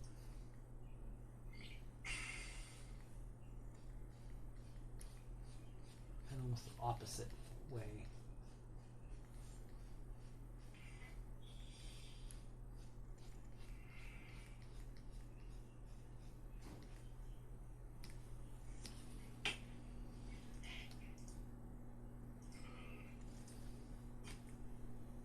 I'm trying to wrap my head around all of what you're saying. Oh. Because so far it's going one ear and out the other. I'm talking about the rules of what questions you can and can't ask at conventions. Oh. I haven't been to a convention since 2018. Oh, which one did you go to? Arizona FurCon. Ah.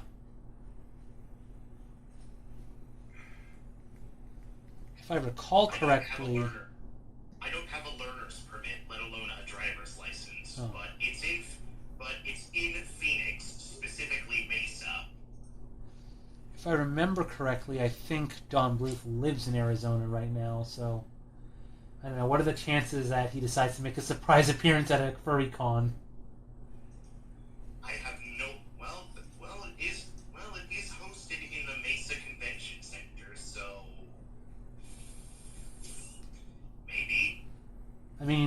I mean, I met him at an anime convention in Sacramento, so it's like, and he's, an American animator, not a Japanese one, so I don't know. Maybe he could make an exception for a furry convention. I don't know what the fuck I am. Because I take inspiration from games that. Because I take inspiration from. Because right now I'm using game franchises that originated from Japan as reference. Okay. But were made for more worldwide audiences. So I honestly don't know what kind of artist I am based on the region. But honestly, I don't think that matters. Okay. This is going to be similar to the first frame, but the yolk's on the other side. So you don't even see it. It's a front flipping sunny side up egg. Yeah.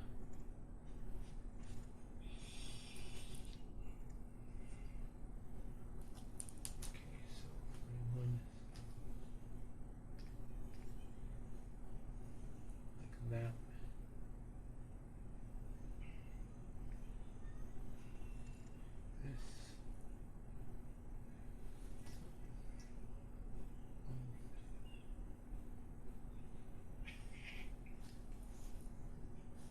would the yoke be visible now?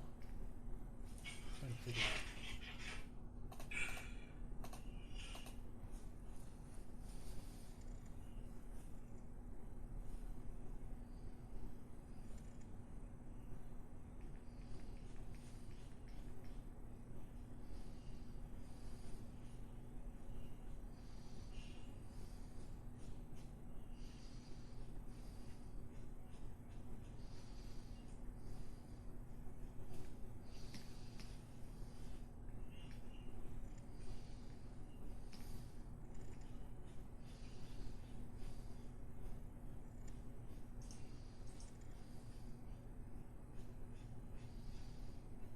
There we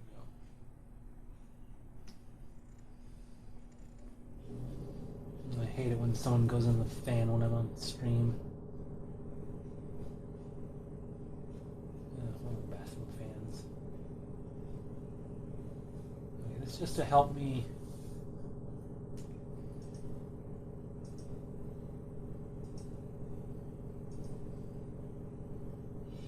At least I know you're getting.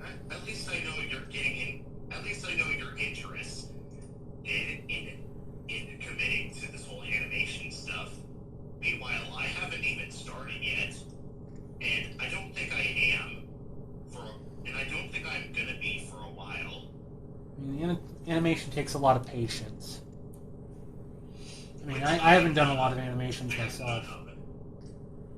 I have no patience whatsoever.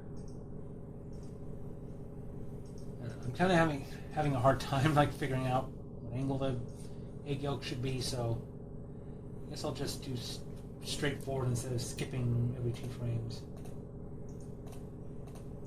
So it's like that. Okay, so frame 4 it'll be standing up. I think that's part of the problem. I already looks like it's standing up a bit too much. So.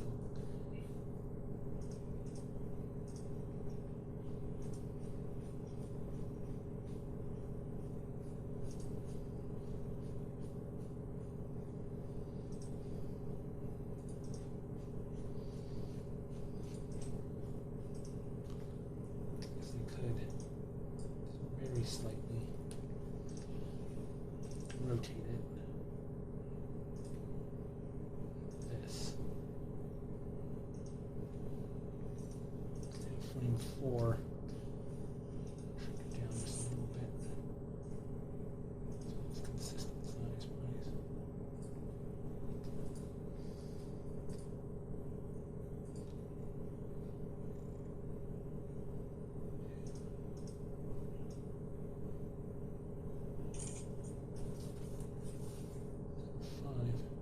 Okay, 5.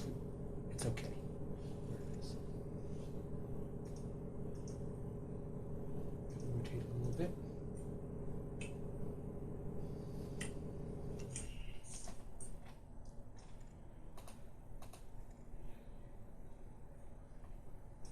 So 6. So 6 will be flat, but the yolk will be up.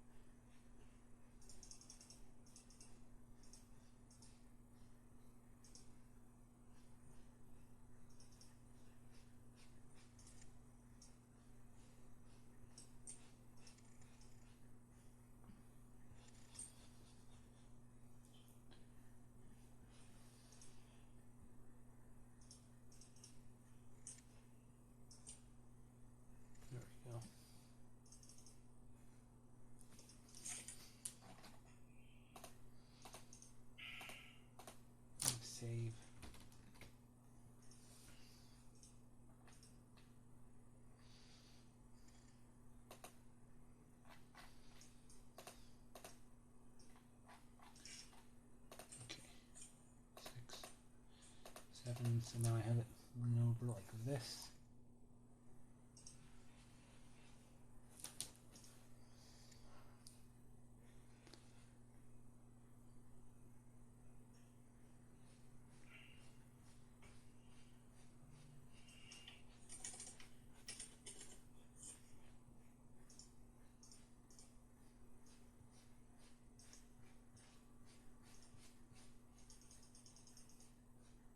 And egg will be standing up.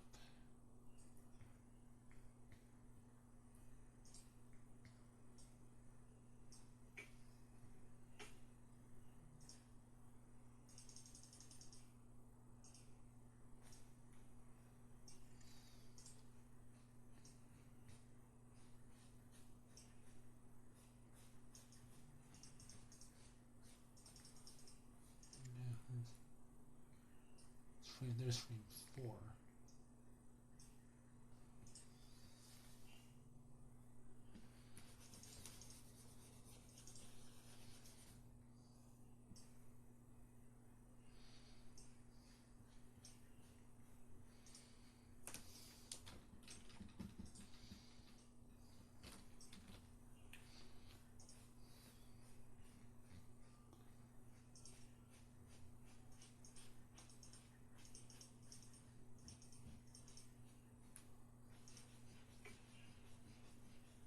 There.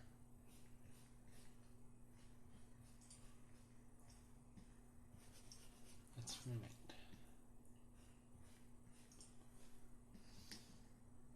There we go. All 8 frames drawn. Each shade. I might have to adjust these drawings more later, but this is just to get a rough idea of what they look like.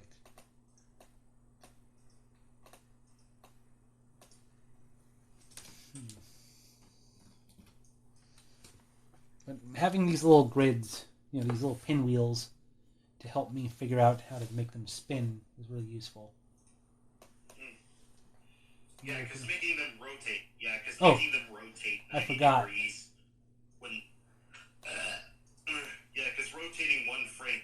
Yeah, because rotating a single illustration 90 degrees wouldn't look right, in my opinion.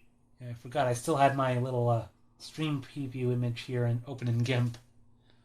You can see I just grabbed random pictures I got off the internet of the Fantastic Four.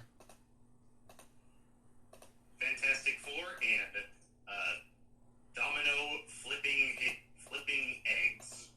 Yeah. Gotta love it. I do like the joke title I came up with, Fantastic Four Missteps. The missteps to first steps. Okay, so for this, what I'll do, I'm going to do something a bit strange. I'll just cut out Domino completely. Focus only on the eggs. Crop this. Save this.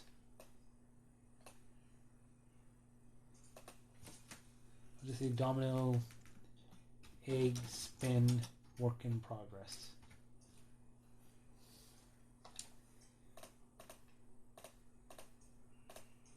I just want to see how the spinning eggs look. And in order to do an animation in GIMP, I have to do something kind of weird. I just know it's gonna be a hellhole for me once I start doing animation. Because animation takes time and patience, which I have absolutely none of. In fact, I am the least patient. In fact, I am about as patient as.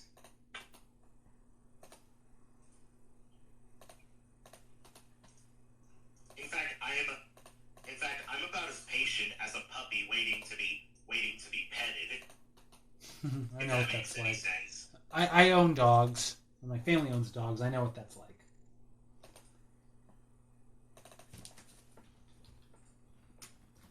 Let me title these frame 1, 2, 3, and so on. So is it usually 12? So is it usually 12 frames that people use? If you're talking about the frame rate, it's if you're matching film, it'll be 24 frames a second, and if in animation, usually animators like to animate on 2s, so yeah, it would be 12 frames a second because you're showing each frame only 2 times. It's just to make things easier. I think I'll just do 12. I think I'll just do 12 FPS. I think I'll just do 12 FPS if that's the case. Yeah, the explanation is if you animate on 1s, it'll look very fast and jerky, whereas animating on 2s, it'll look a little bit smoother. But there are times where you might prefer to animate on 1s if you want something to look a bit more chaotic or more realistic. I think rotoscoping, I could be wrong, I think rotoscoping has done animation on 1s. I could be wrong. So, and considering the era I'm trying to replicate that I never got, considering the era I'm trying to replicate, I think animating on 2s is the right call, in my opinion. Okay, now I'm about to zoom this out. Let's see how this looks. Wow.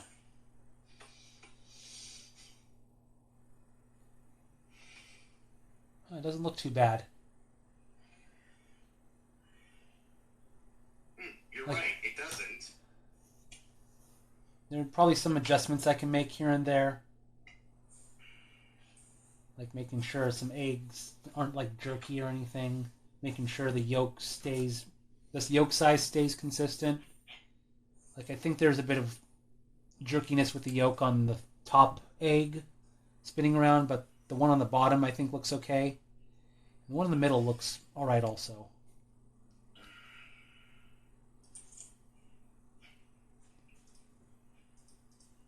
I think the bottom egg looks best.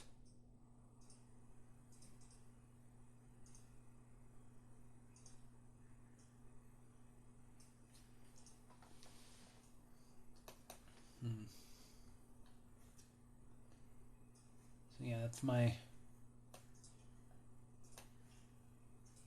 I'll just save that as work in progress too. So looking it over, it looks okay. I might go over the individual frames watching this and make some adjustments, but I think I'll call it a night for the stream. So you got to see roughly how I do a pinwheel kind of egg animation.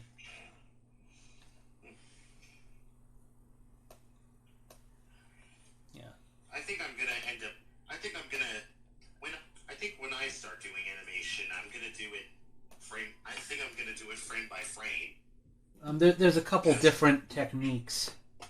Like if you're doing frame by frame, that would be like if I was that's like done for like effects animation, where animating a smoke or a fire. But if you're doing like a character animation, usually what you'll want to do is you want to do keyframes and breakdowns. Like the keyframes are the most important main poses, and the breakdowns indicate a change in direction.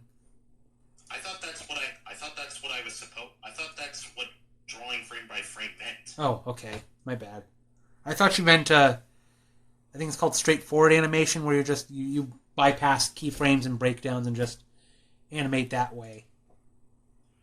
I don't know the preferred method, considering the format, considering the context of the show, considering the context of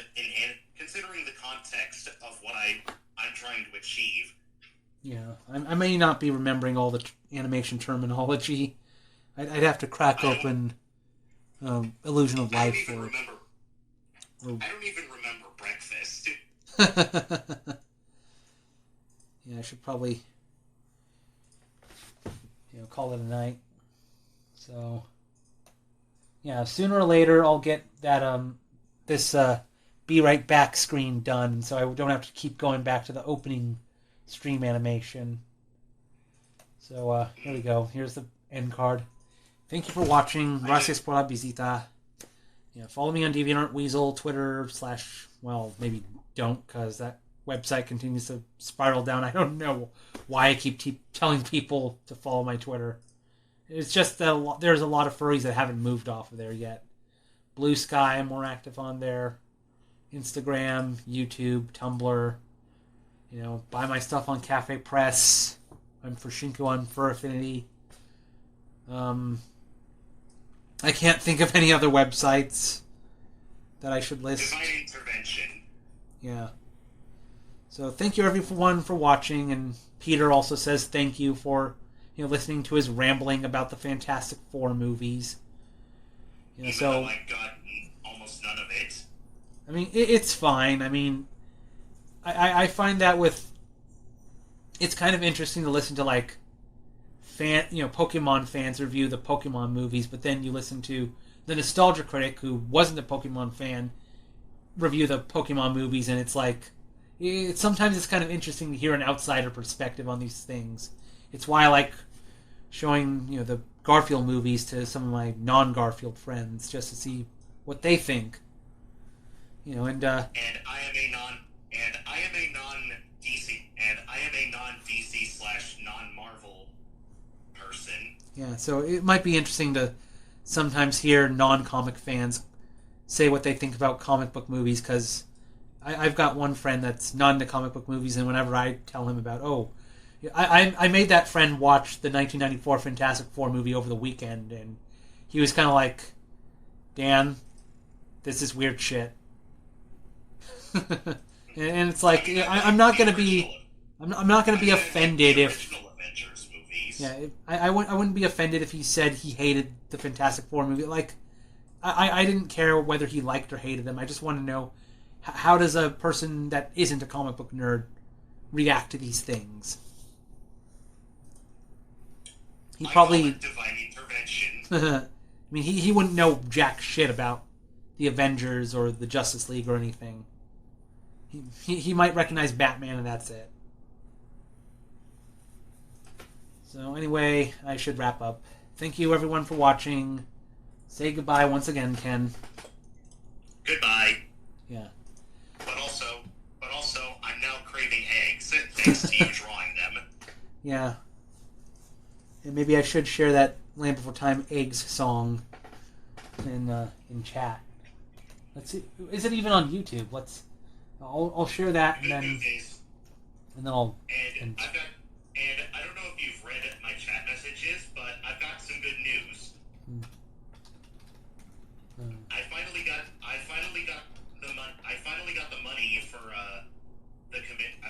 the money for the commission. I remember. I just need to fight the urge to not spend it on anything else. Okay, I did not know that the Land Before Time had an official YouTube channel. That's so crazy. And it's, I guess, clips from... Every piece of media has an official YouTube channel. Yeah, I can't imagine how Don Bluth feels about this, just because, like, this isn't his... these are his movie... Well, he didn't do the sequels, but still, these are his characters and everything, and they're just doing whatever with them without his approval. Bartok was the only sequel he actually worked on. Yeah, there's the Land Before Time Egg song. I just linked that in chat. So anyway, bye everybody. I need to get going and get to sleep. And now for that pesky off switch. I think I found it. Doing my Howard Bloom impression yet again. Good night, everybody.